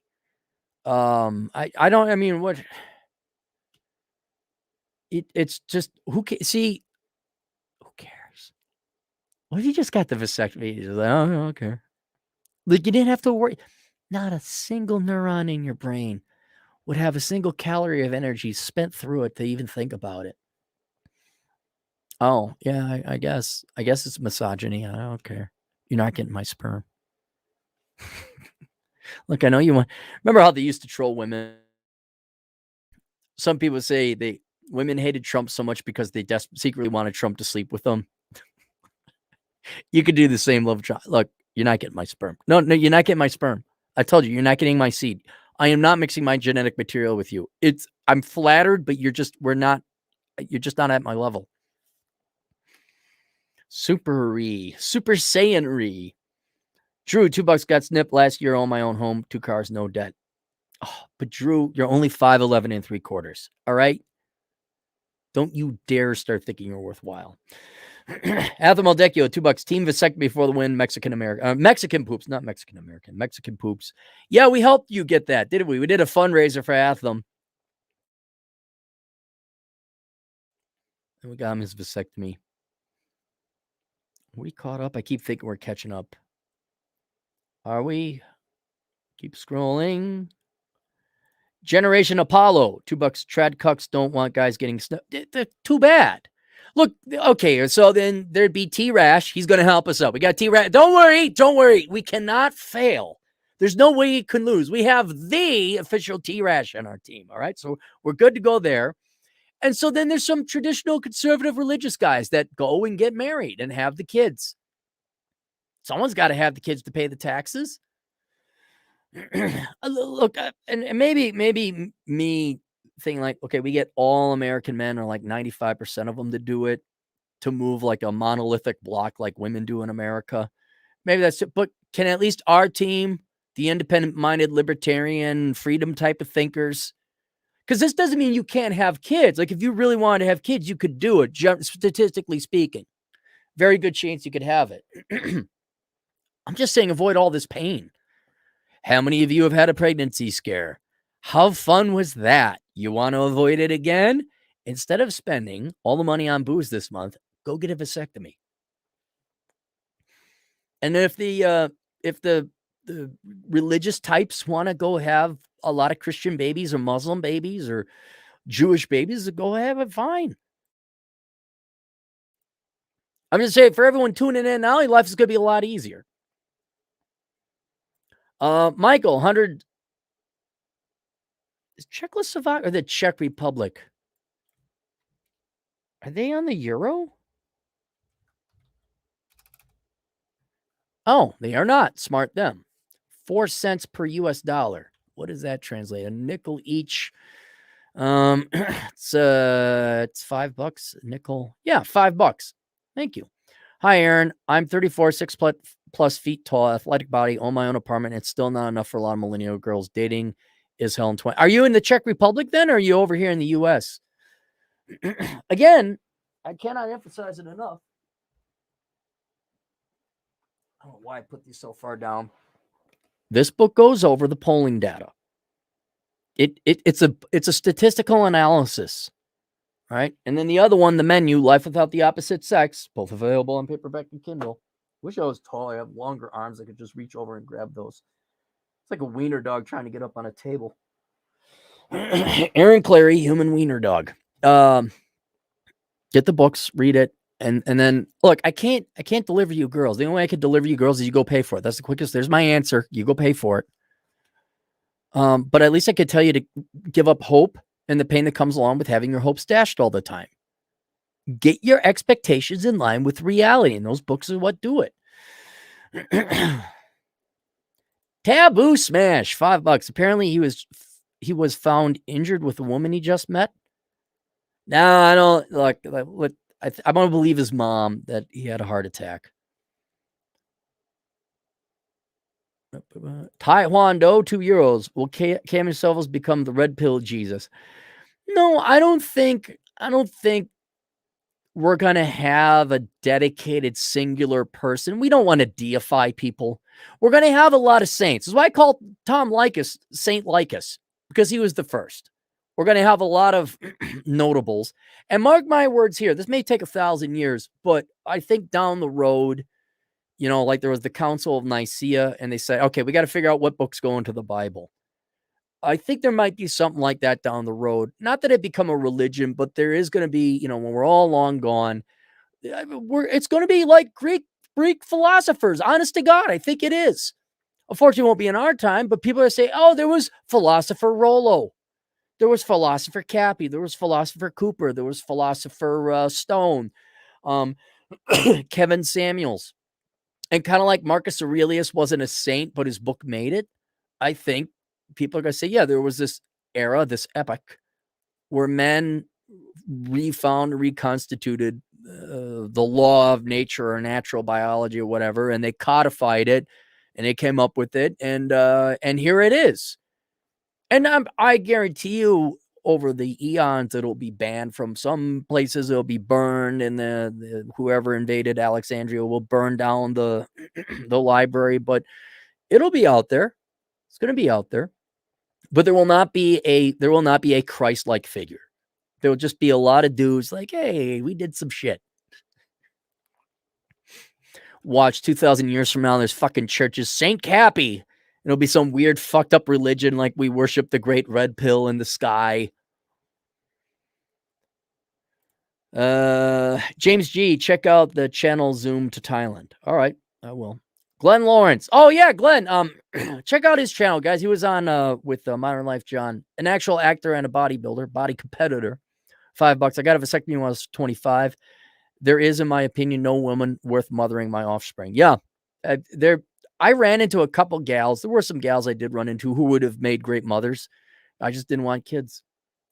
There are good women out there. They're just exceptionally rare.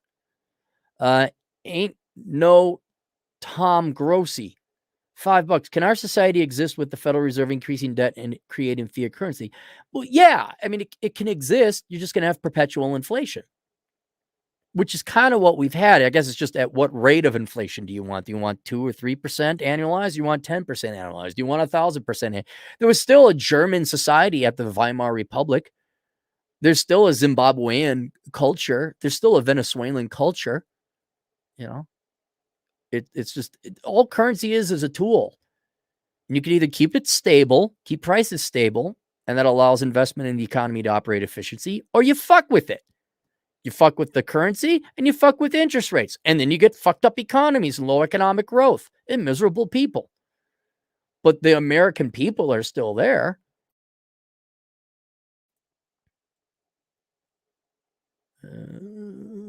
Drew, $2. Girls actually appreciate the fact I got snipped. Yeah, I've had some positive responses to that too. They're just kind of like, we're having sex now. Okay. All right. Hey, one for Team Cappy. All right. Wisdom Vision Productions, $2. Thoughts on Virginia as a place to live and work? I've driven through it once. That's it. It was beautiful. But DC is tainting it. Otherwise, it looked nice to me. I didn't have any problems with it. It's warmer than Minnesota. It's not New York. It is in California. I got tobacco. Matthew S. Park, 5,000 won. I just don't want to give a fuck anymore because they will never change and it seems pointless, but I have so many days ahead to live. Should I give a fuck? Oh, God, Jesus, guys. What? Here, do you see the subtitle? Life without the opposite sex. This is what you give a fuck about. And even this book says, look, there's a chance a girl, I mean, I make accommodations that account for the fact you might find love. You might find a girl. But in the meantime, and ladies, just so you know, this applies to you too, the opposite sex is not coming to save you. It's looking like at minimum, half the population are not getting married of women. And that means half of you guys aren't getting married. Half. And a lot of his women have no interest in you. And you guys understandably probably don't have interest in 70% of women. Why? Because 70% of women are fat. Now you're in Korea, so it's probably a little bit different. And the whole point of the menu is to give you an existential purpose and reason to live in life that is outside of the opposite sex. Because that's why I speculate killed Fred. He had everything, guys. He had everything. He just didn't have love. And before we all rope ourselves like Fred, why don't you find purpose and reason to live? So yes, you absolutely should give a fuck about yourself, your finiteness, your mortality. What are you going to do? And I give you a categorized list of everything you can do in life. I mean, not every detailed list categorized because I can't. I want to go hunt turtles in Czechoslovakia. Well, that's not on the list. I didn't talk at length about that, but it's under the hobbies general category. Have fun hunting turtles in Czechoslovakia by chance. Yes, you should give a fuck because you're here. So go do something, anything. Get out and live life. You know, if the girlfriend leaves me or she dies or whatever, heaven help me, I got plenty of things to do. I'm not going to be, I mean, I'll be sad, but I'm not going to contemplate eating a bullet. It's going to suck, but I'll be like, okay, what we're going to do today, Pink? What are we doing tonight, Brain? Same thing we do every night, Pinky. Get out there and make life count. Go on and kick some fucking ass. I'm going to go find more fossils. I'm going to ride more motorcycles. The women, I would probably really, it would just be seeking arrangement. I'm just like, no, you're coming. I like your little cabin. I'm sure you do. The exit is that way, and I'll email you when I want to have sex again. But, no, no, no, no, no, no, no, baba, baba, but, baba. Honestly, if I have to think about that, like, if I were to ever go back, I don't think I would ever let a girl know where I lived. I just wouldn't, because then they'd know. They know where the bat cave is. Then I couldn't live my Bruce Wayne lifestyle. That's maybe how I got to do it. Like, I'd have a really crappy trailer, far removed.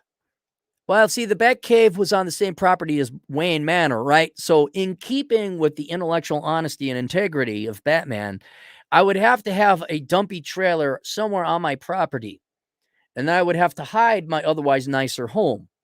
But there would have to be a secret Bat tunnel or Cappy tunnel to the Cappy Command Center. So I'd have the trailer and the girls would slash my tires there.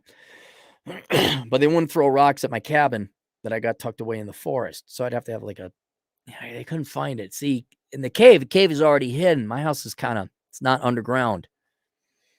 Ooh, problems. Yeah, honestly, I don't think I'd let a girl know where I lived. I wouldn't. I don't need you ruining my otherwise perfect life. Let's go to your place. Let's get a hotel. Why don't we ever go to your place? I live on the street. You're so clean. Yeah, I shower a lot. Maybe that, you know what?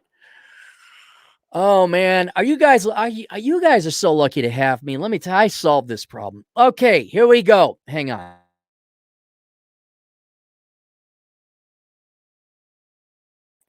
Yes, I had to adjust my nuts again. Real problem, okay? Let's say you guys work hard, right? You save your money. And I'm not saying you build a fancy or egregious house, but you build a nice house. It's your home, all right? Forget what, it's your home. That's where you go. And you don't want a girl slashing your tires, throwing rocks in your window, or stalking you, which is increasingly the thing of the day and the time. You keep that, but to convince the girl you don't have a place, because she'll come looking for you, you do van life. So you got a van, right? Now you have to have a garage at your place so no one can see your van parked in front of your home, right? But you got a van and you live in it, like you make it look like you live in it. And then you take on the motif or the facade of Mr. Adventure, you know, like tornado chasing kid. You're just hiking in the mountains. And then I'd, have my van. And sometimes I'd sleep in my van in a very prominent yet public place so that people, oh, there he is. I slept with that guy 2 weeks ago. He does live in his van. I see the girl driving by and I take my cup of coffee. Hey, how you doing? Yeah, I'm here as far as you know. And then I'd live in the van. I say, I do van life. I'm an adventurer. And then that way I could say, oh, I'm going to Denver for a month and a half to do hiking. Really? When you coming back? Oh, a month and a half. I just go home, park the van in the thing, grab my car that she doesn't know I got, and then I go putz around. I didn't know you were back. Oh, yeah, I had to come back. And I picked up a friend at the airport. You always have like it in case you get caught in public. But there you go, van life. There's your Bruce Wayne cover. Thank you, Aaron Clary. I'm just here. But yes, you should give a fuck to live. Taboo smash $5. Can you continue taking college class and write it off on your taxes? Boy, that's a Chad Elkins question. Because if you are a professional and you went back to get certifications, that's tax deductible. But I don't know if like legit college is tax deductible. It should be. Alex Patino, $10, our Latino truck driving Latino agent in the field. Come on, Cappy. Everyone knows that true social communism hasn't been tried. So them lazy fuckers must try it again. Keep going, expecting different outcome. Can't wait to be a commissar. These communists, leftists, socialist Democrats also suffer from PMS, the perfect mental state. Just like women fear difficulty, challenge, pain, and everyone does. Your leftist socialist variety, male or female, also would prefer to live in the delusion instead of accept the fact that they have to work for a living. And that's why they don't care that, one, it doesn't make any fucking sense on paper. Like a third grader could tell you why it ain't going to work. They don't care that communism has a horrific track record of not only making everyone poor, but killing the most amount of people without the aid of war. The human rights violations have been horrific. They don't care about that because it's more important to them that they have this faith and a hope. Just like a fat girl is going to find Jason Momoa to fuck her silly, that they're going to have a life where they don't have to work. That's what it is. And look at Vaush. Vaush is a perfect example. He's a trust fund kid. He doesn't want to. It's so simple. Everything you take all the hours of all he said, and there's no disrespect to Vaush. It can be boiled down to, I don't want to work. That's it. What's his name? Noam Chomsky? I don't want to work. No. What's his name? Foucault? I don't want to work, and I like dick. What do you mean AIDS? What's AIDS? That's Foucault's the same thing. He was a trust fund kid. He didn't fucking work a day in his life. That's all it is.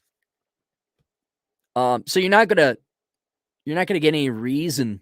They're gonna keep trying it, not because they actually think socialism and communism will work. It's because they don't want to work. That's it. They gotta keep the hope on. But in the process, they waste their entire life. What could have Vaush done? He's very talented in terms of entertainment. What could he have done otherwise? Could he have been a programmer? Could he have, I don't know what. I mean, there's something there.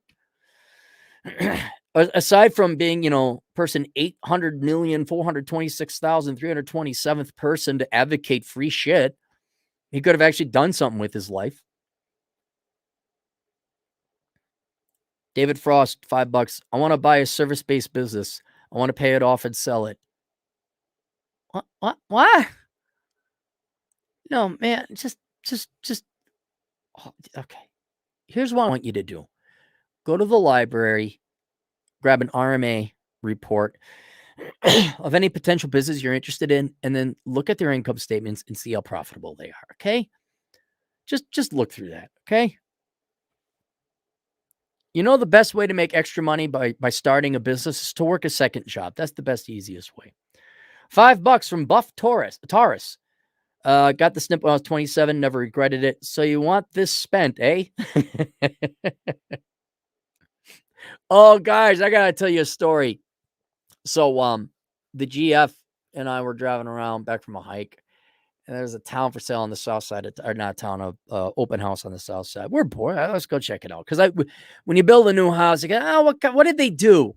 And it's worth going into open homes, especially new ones. Like, what are they doing there? How did they set that up? And so,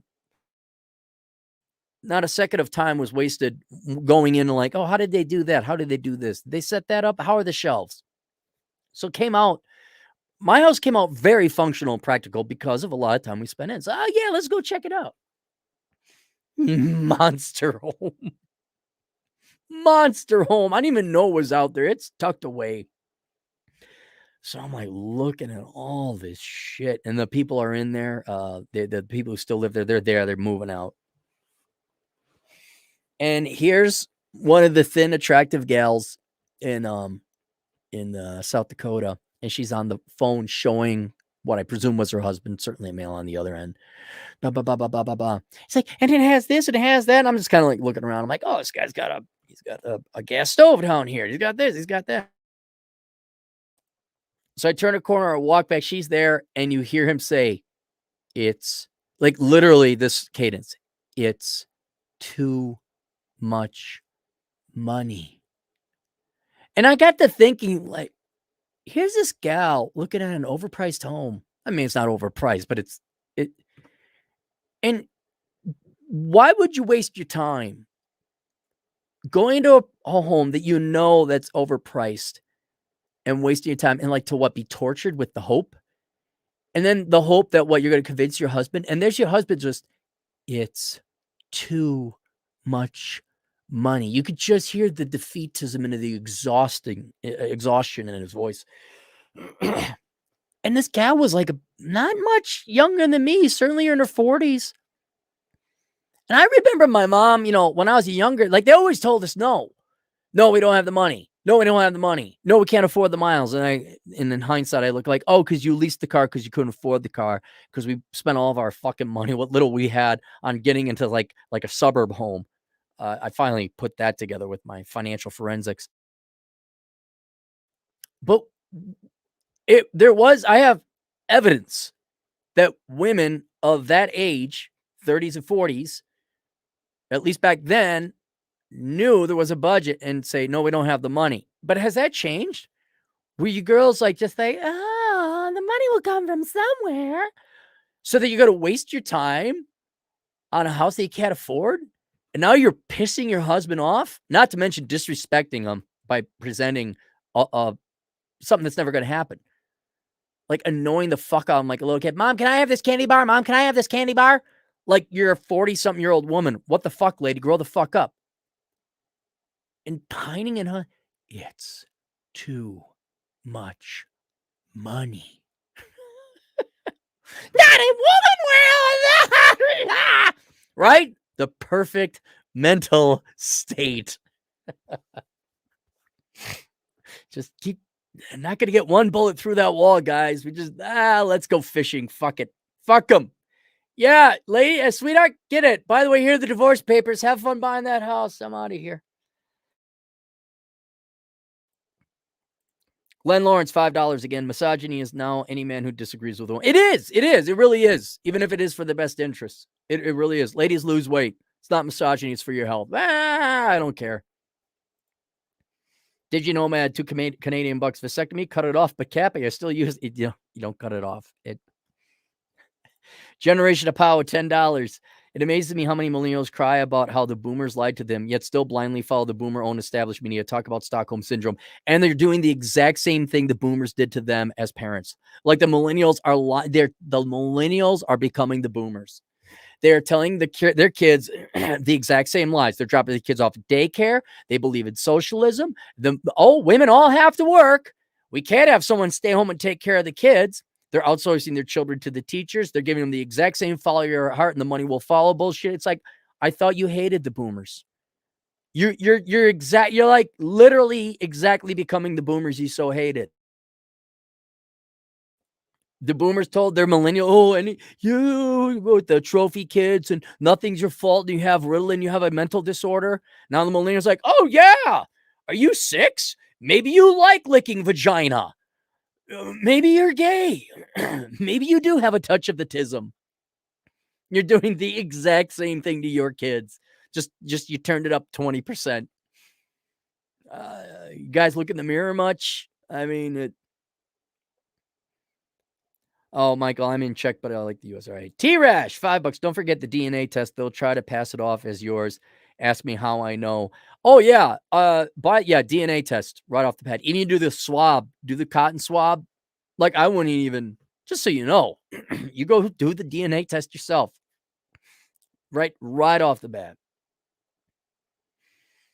Timothy Laser, $5. My first stop was Ybor. Oh, good. Had an Argentinian sandwich, swam in the ocean, and saw a guy drive only. You swam in the Gulf.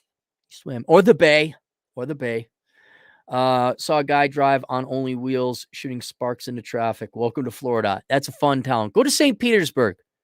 I enjoy St. Petersburg more than Tampa, but I do enjoy Tampa as well. They got a lot. Ybor City is just a great place. Great place. Drew, $2. I know my worth means walk away. Taiwando, €2.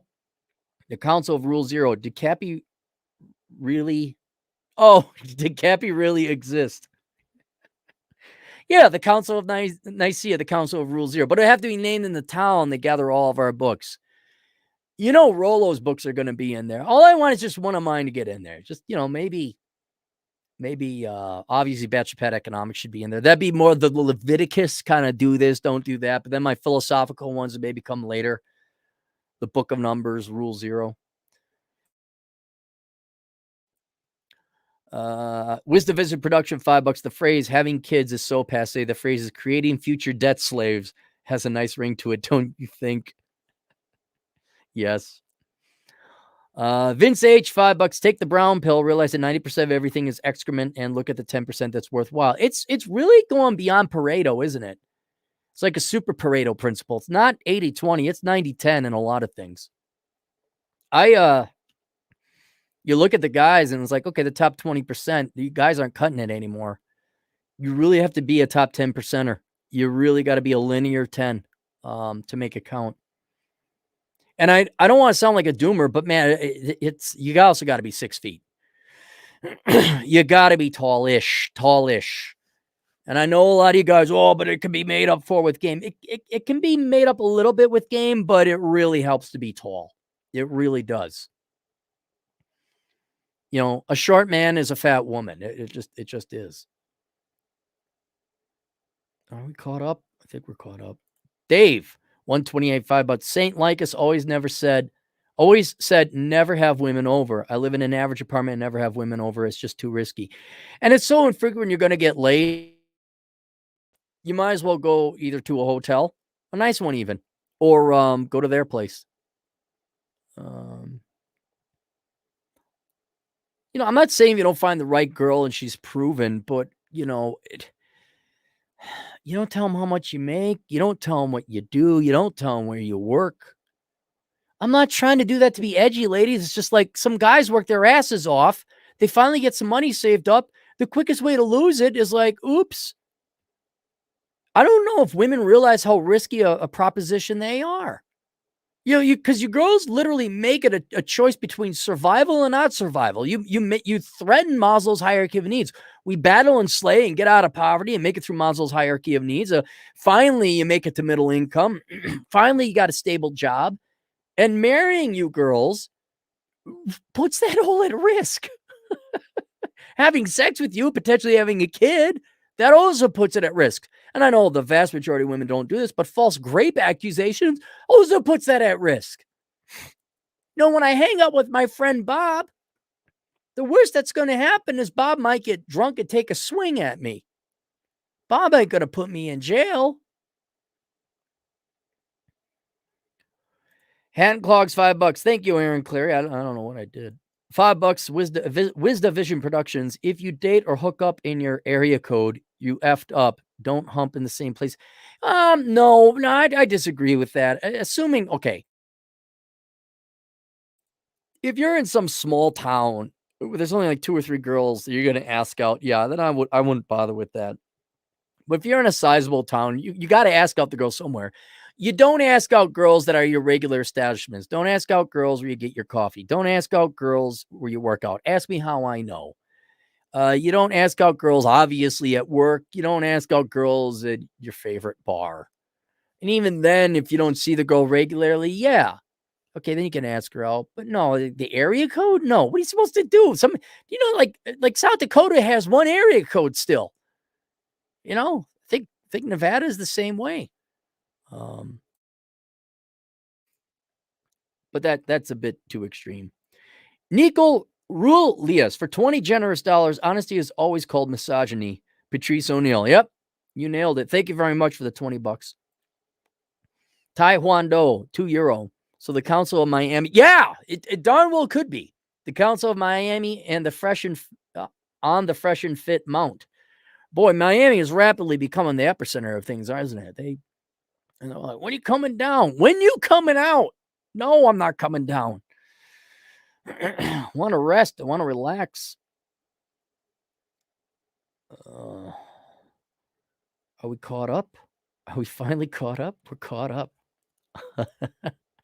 Let me go through the sponsors. I actually finally put together the sponsor list. We have been neglectful on this for a while because I haven't done a podcast in a while.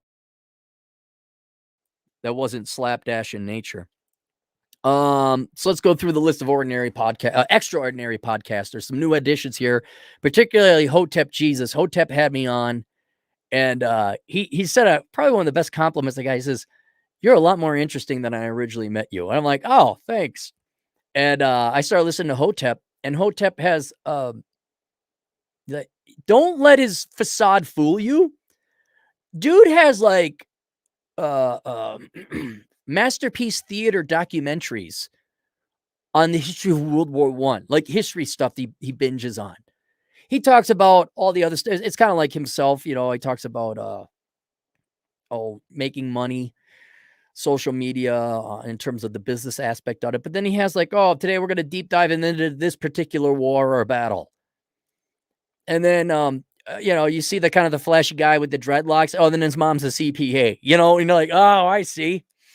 You had to perform. A mom would get pissed. So I was on his show, I had a great conversation with him, but I very thoroughly enjoy listening to his podcast. Tipping the Odds Vegas podcast with Dr. Kevin and Mitch. It's two great old guys. Mitch is a fat Jew from Chicago, and Dr. Kevin is this refined, posh doctor, not from Chicago.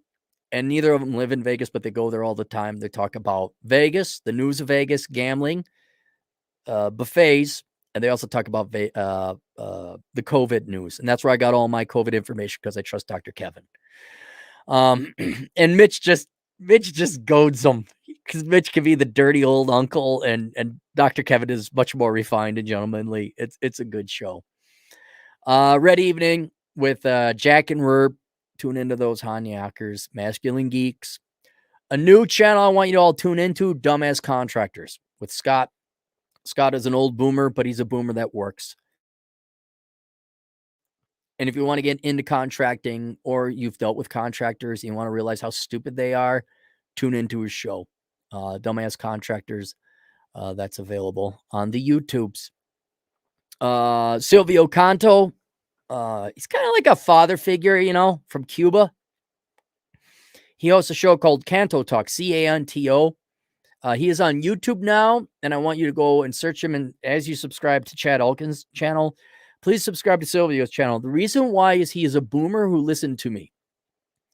And I said, and he puts a lot of time. He was in the Blog Talk Radio thing. He's been on the air for 12 years now, I think.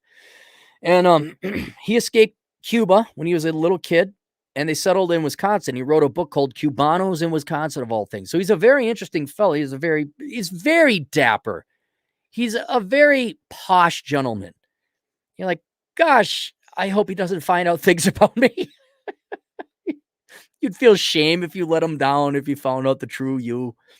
But he's just a really cool guy. But I said, hey, Silvio, have you thought about going on YouTube? Because you got enough people to follow you and you could do it live.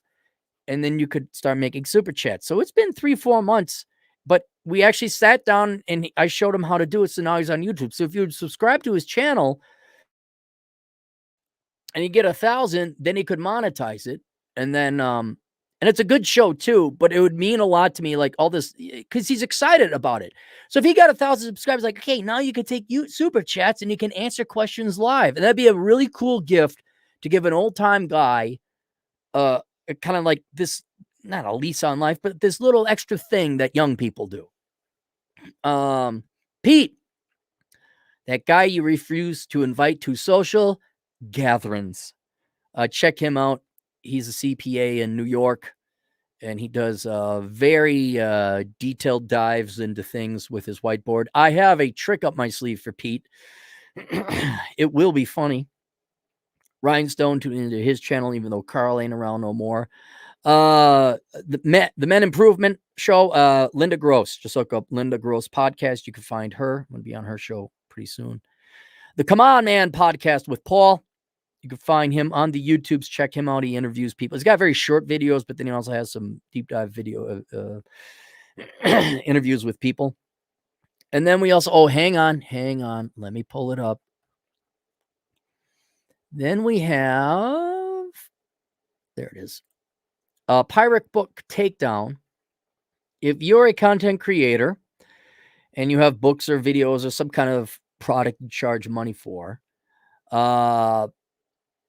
people are going to rip you off. They're going to offer it for free online. They're going to download and offer it for free online. I'm trying to find this other one. E-bike boom, here it is. Okay. So Doug over at Pirate Book Takedown, he goes through the internet once every 2 years and he takes down my stuff, files DMCA claims. And if you are a professional content creator and you don't have the time because you're too busy, hire Doug. PirateBookTakedown.com. There you go.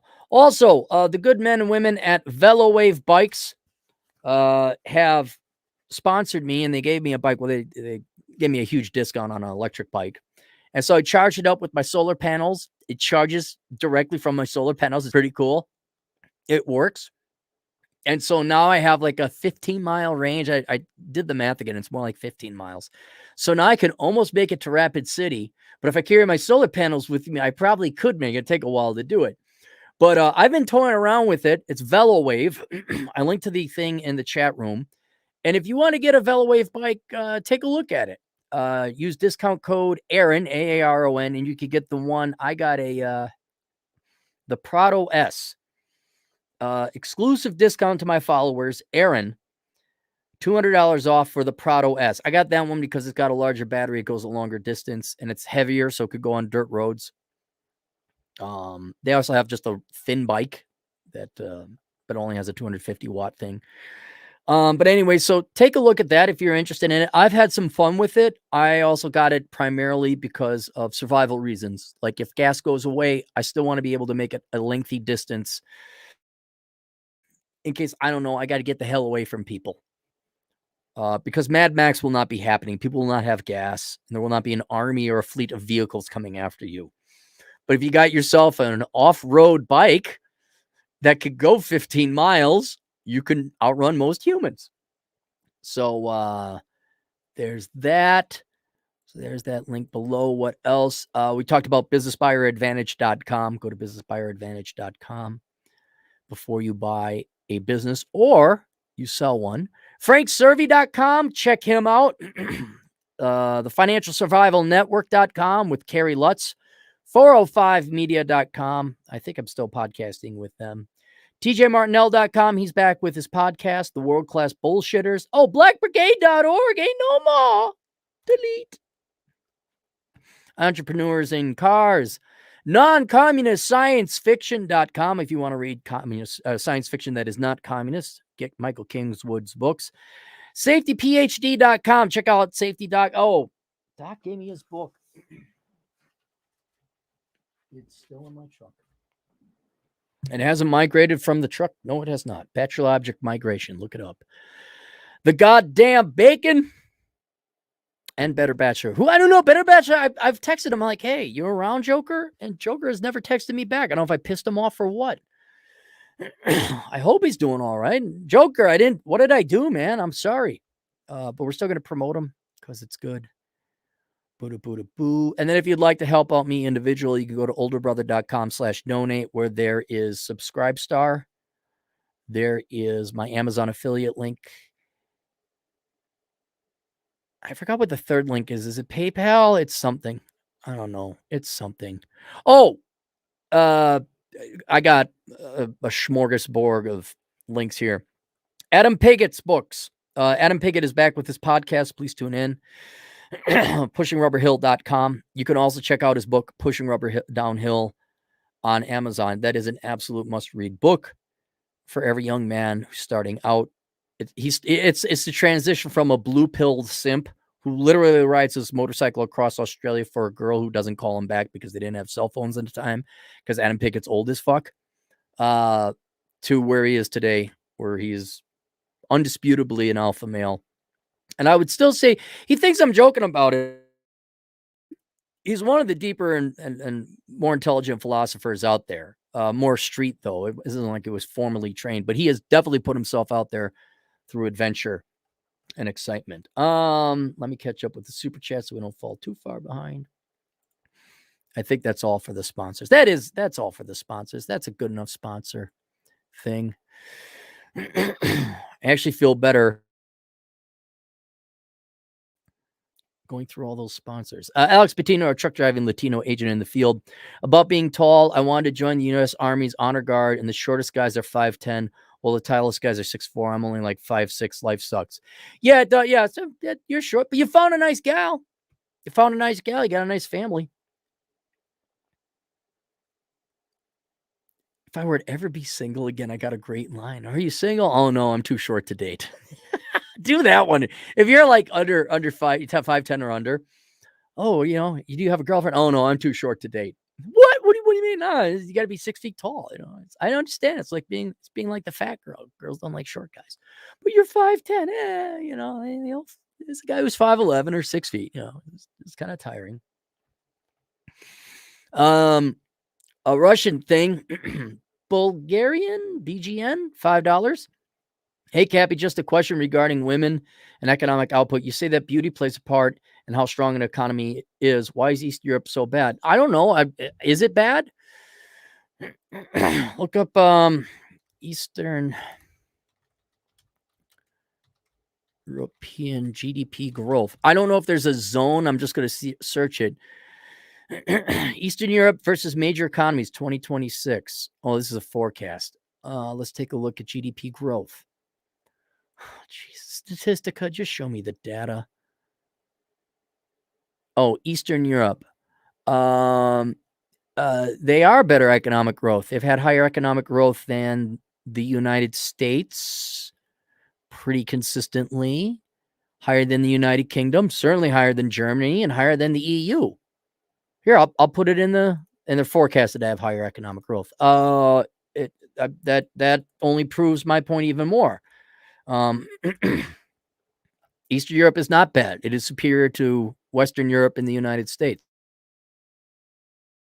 A lot of people don't know this, but Russia had really good fundamental finances before it went to war. They're not the ones borrowing money.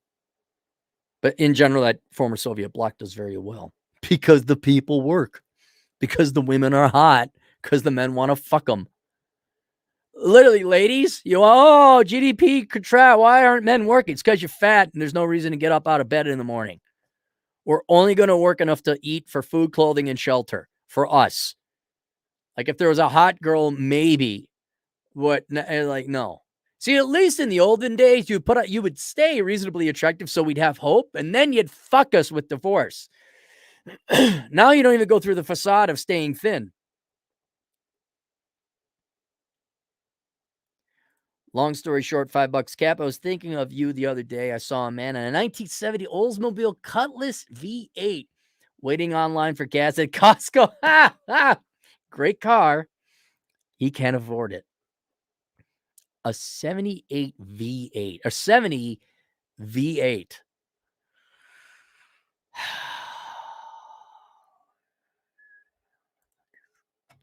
So when the recession hits, okay. If and when a no-joke recession hits, for all you young people who've been saving up your money, that will be the time to buy at half price all these boomer sports cars and collectibles and houses and all the toys the boomers had, okay? I want to buy an original flat Pac-Man, tabletop Pac-Man. That is like $6,000. I mean, no. I remember they're like $2,000. I'm not paying $6,000. But when a recession hits and Mr. Limp Dick McFucking borrows a lot to keep wifey poo happy, has to start liquidating his Ford Raptor and his video game collection and all this other shit that I want, but I'm smart enough not to pay egregious money for. Then I come in, I'm like, I'll give you $1,500 for that. But I paid $5,000. Sucks to be a boomer. You want to make wifey happy, right? Happy wife, happy life. But here's $1,500. Look, that'll keep you floated for 3 weeks. Mr. McMansion McFuckwit. Thank you very much. Did I already click on that? Django Geek, $2. Hey, Cappy, do you pay yourself through an S Corp? Yes, that is the system that we set. You save a little bit on payroll taxes, not income taxes, payroll taxes. Chad explained it to me one time, and I kind of understand it, I think, now, but not a lot. Ryan Bark, 20 generous dollars. Man, Ryan he's up there with the $20 club, which has nothing to do with the amount of money people donate. They're just really great guys. They're really good people, morally, ethically, physically, just great, brilliant guys. It has nothing to do with the amount of money.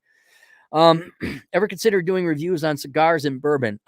Cigars, not really. I only have so much time. I mean, yeah, I've thought about it, but I just don't. I'm trying to scale back. Rolla's going forward, flying all over to Miami and everything. I'm scaling back. I want to enjoy my house. I want to enjoy South Dakota. Bourbon, I'm not drinking anymore. Me and booze get along way too well, much to the chagrin of people around me. But I mean, I could tell you what I'll give you I don't like bourbon that much. I prefer scotch. My favorite scotch is Lafroy 10 because it's peaty and it's awesome. Cigars, I always go Connecticut or Connecticut Wrap because I don't like harshness. Gurkha used to have this great cigar out. They don't anymore. And Cusano M1s, you can't find them anymore. So that's all my thing. I can't really get into who it has floral notes. I like the cigar. I don't want to spend the time creatively trying to explain what deep tastes and flavors. It goes beyond that.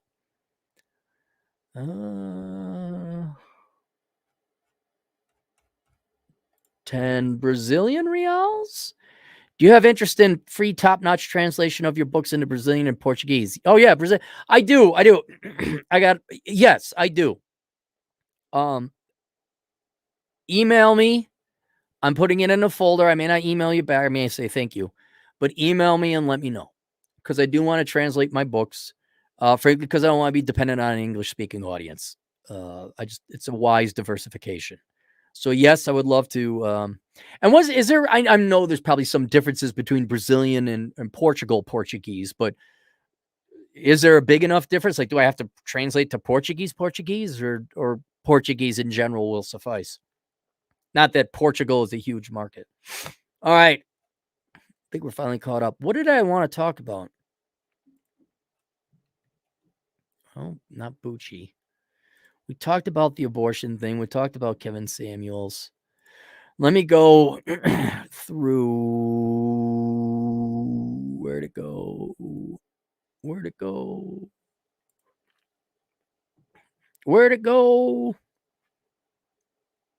did it go? Why can't I find him?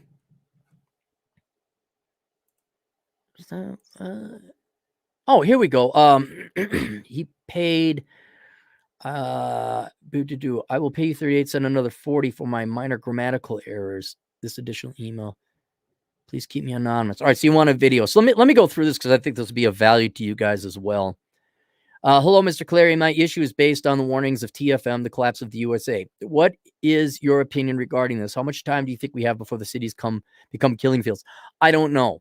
Things can slowly decay and then just one day spill over. Or it could be a spark that causes an explosion of fuel. I don't know.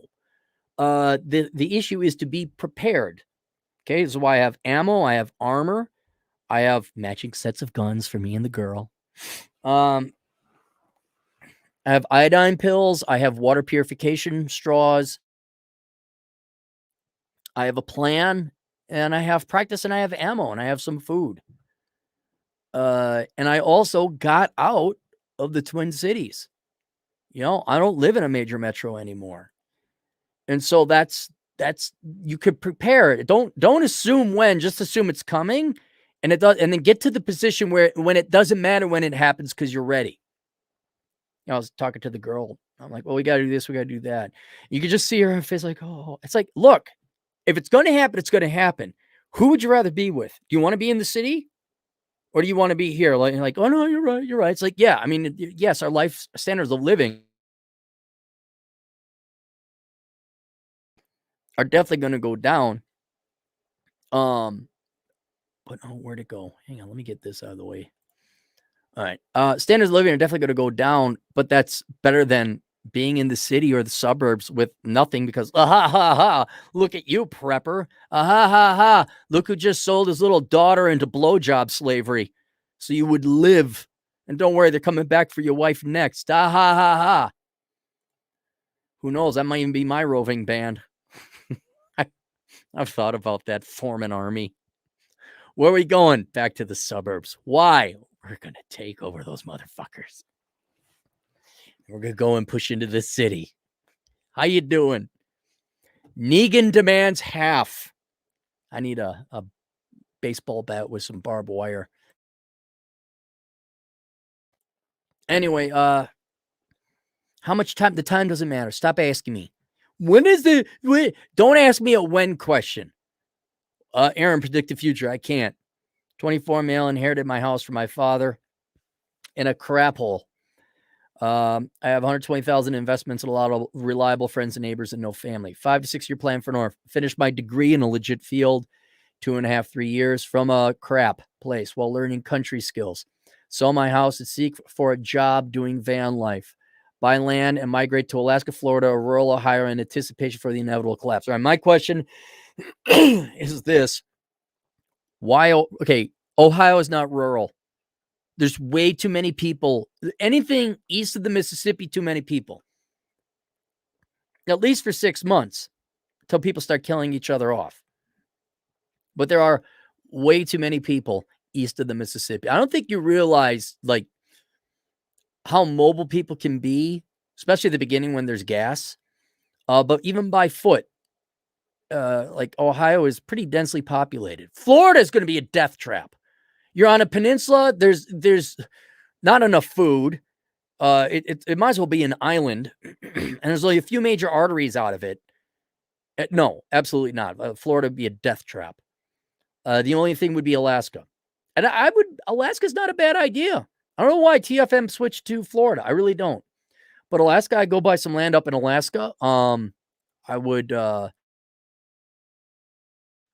spend some time in Alaska, join like the Masons or the Eagles or some kind of fraternal order so that when you go there, you do have a family, you do have a team. And then I would go there once a year just to maintain your property, keep tabs on everyone, build a domicile, build some lodging so you can live. Obviously have a wood burning stove. Obviously have the tools you need up there to cut down wood. And then if things start to get a little bit iffy, you make your way to Alaska. You catch a flight. You don't wait for the society to be burning down. There won't be flights. There won't be gas. You're like, oh, this looks, like maybe election season. You go up there, November the 4th, you fly up. And then, yeah. And then Alaska, there's more land than there is people. You belong to a team. Boom, there you go. Ohio, no, way too many people. Florida, absolutely. That's like that. I think the only thing worse would be like New York City. That California, at least you can go up into the mountains. The California's got a lot of land. But New York, Philly, DC, Baltimore, Florida's going to be about as bad as that. I like the rest of your idea. I expect the big 40% plus market real estate crash soon and fear that would be my last opportunity to buy land. But things are happening too fast. Well, you inherited your house from your dad. So why would you? Okay, if you were, well, then don't sell it. Or if you sell it, well, then you want to have exposure to real estate, buy into real estate investment trusts. You already have land, so you're already exposed to land. So that's going to go up and down generally with land prices. What you might want to do is look at getting a home equity line to go buy property in Alaska. And if the interest rate is low enough, inflation will eat away at it. I think my electrical engineering degree might help me find steady work 4 and 10 or so years after the collapse. Yes, but you would also want to learn electrician work. That's what I would learn. Please let me know your thoughts and thank you for your years of content. Regards. I like your plan. I just would not. No, Florida, hell no. Ohio, no. Alaska, yes. But maybe Montana, maybe the Dakotas. I like the Dakotas because, like, you got a battle through Minnesota and Wisconsin and Iowa and Nebraska and Kansas to get here. Colorado, Denver. And I know Wyoming people hate people from Denver. Most people hate people from Denver. Wyoming is going to shut down 25 and they're going to make sure no one from Colorado comes in. They might let people from the frontier side come in, but they're not going to let anyone from Denver come in. So there you go. Yes, I read Reconnaissance Man is the only reason I'm considering Florida and Alaska. I haven't traveled to those states. Well, you can work in Florida. You could go work as an electrical engineer in Florida or even Ohio, wherever you want. I mean, go where the money is. But your bug out place should be Alaska. However, TFM suggested a community of at least 5 to survive. It says I have many reliable friends and have explored Ohio. It is my last option if I need to accelerate plans. After I secure my own freedom and health, I'd help the friends escape the city. Are your friends now? They better help you, man. They think it the same way, or they're like, oh shit, I didn't do anything. Hey, you help me out. Like TFM, he's always talking about like, yeah, go out there and set up, he referenced like, for example, the Jews in Europe. He's like, well, inevitably some Jews did go to America to escape Germany. And a lot of the other Jews stay there like, no, it ain't that bad. And then they're like, hey, our cousin Herschel set up shop in America. Hey, Herschel, can we come out? And if I was Herschel, I'd be like, no. You ever hear about the grasshoppers and the ants? Screw you.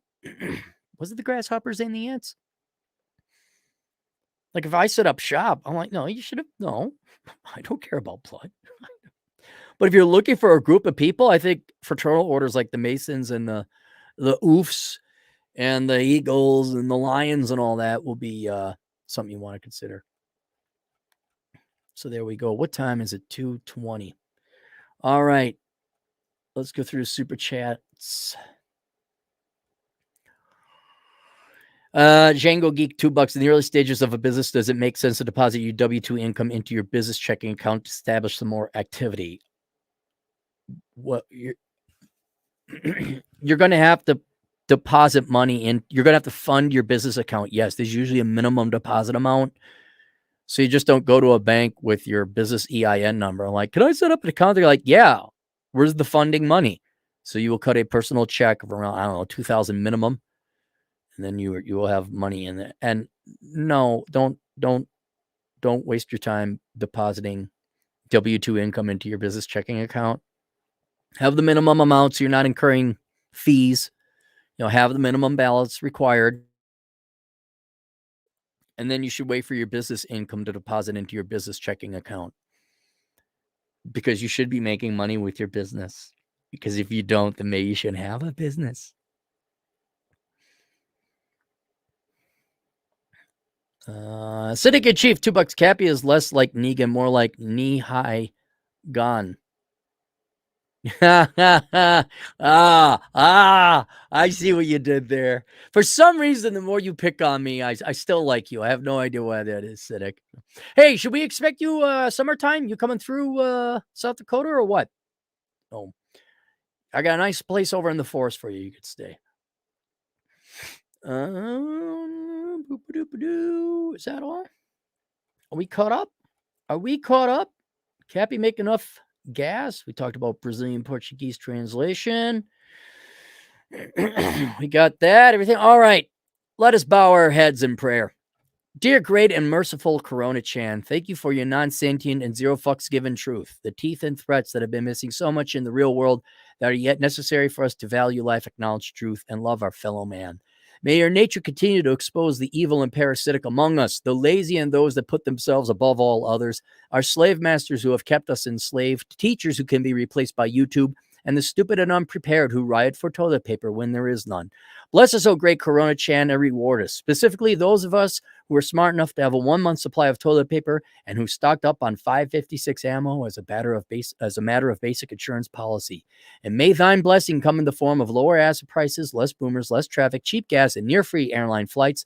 In thy name, Wuhan, Wuhan, amen. And is that it for the super chats? That is all. All right, guys, if you kindly would. In addition to all the other crap, you got questions, go to assholeconsulting.com. Get this book, the Book of Numbers. If you still have hope, there are women out there for you. If you are trying to figure out what did you have resolved, you have accepted the fact that you're not giving up on the opposite sex just yet, but you admit that it's very unlikely you're going to find someone. May I recommend this book, The Menu, Life Without the Opposite Sex? Please go get that. And it'll give you something to do in life so you don't off yourself like Fred.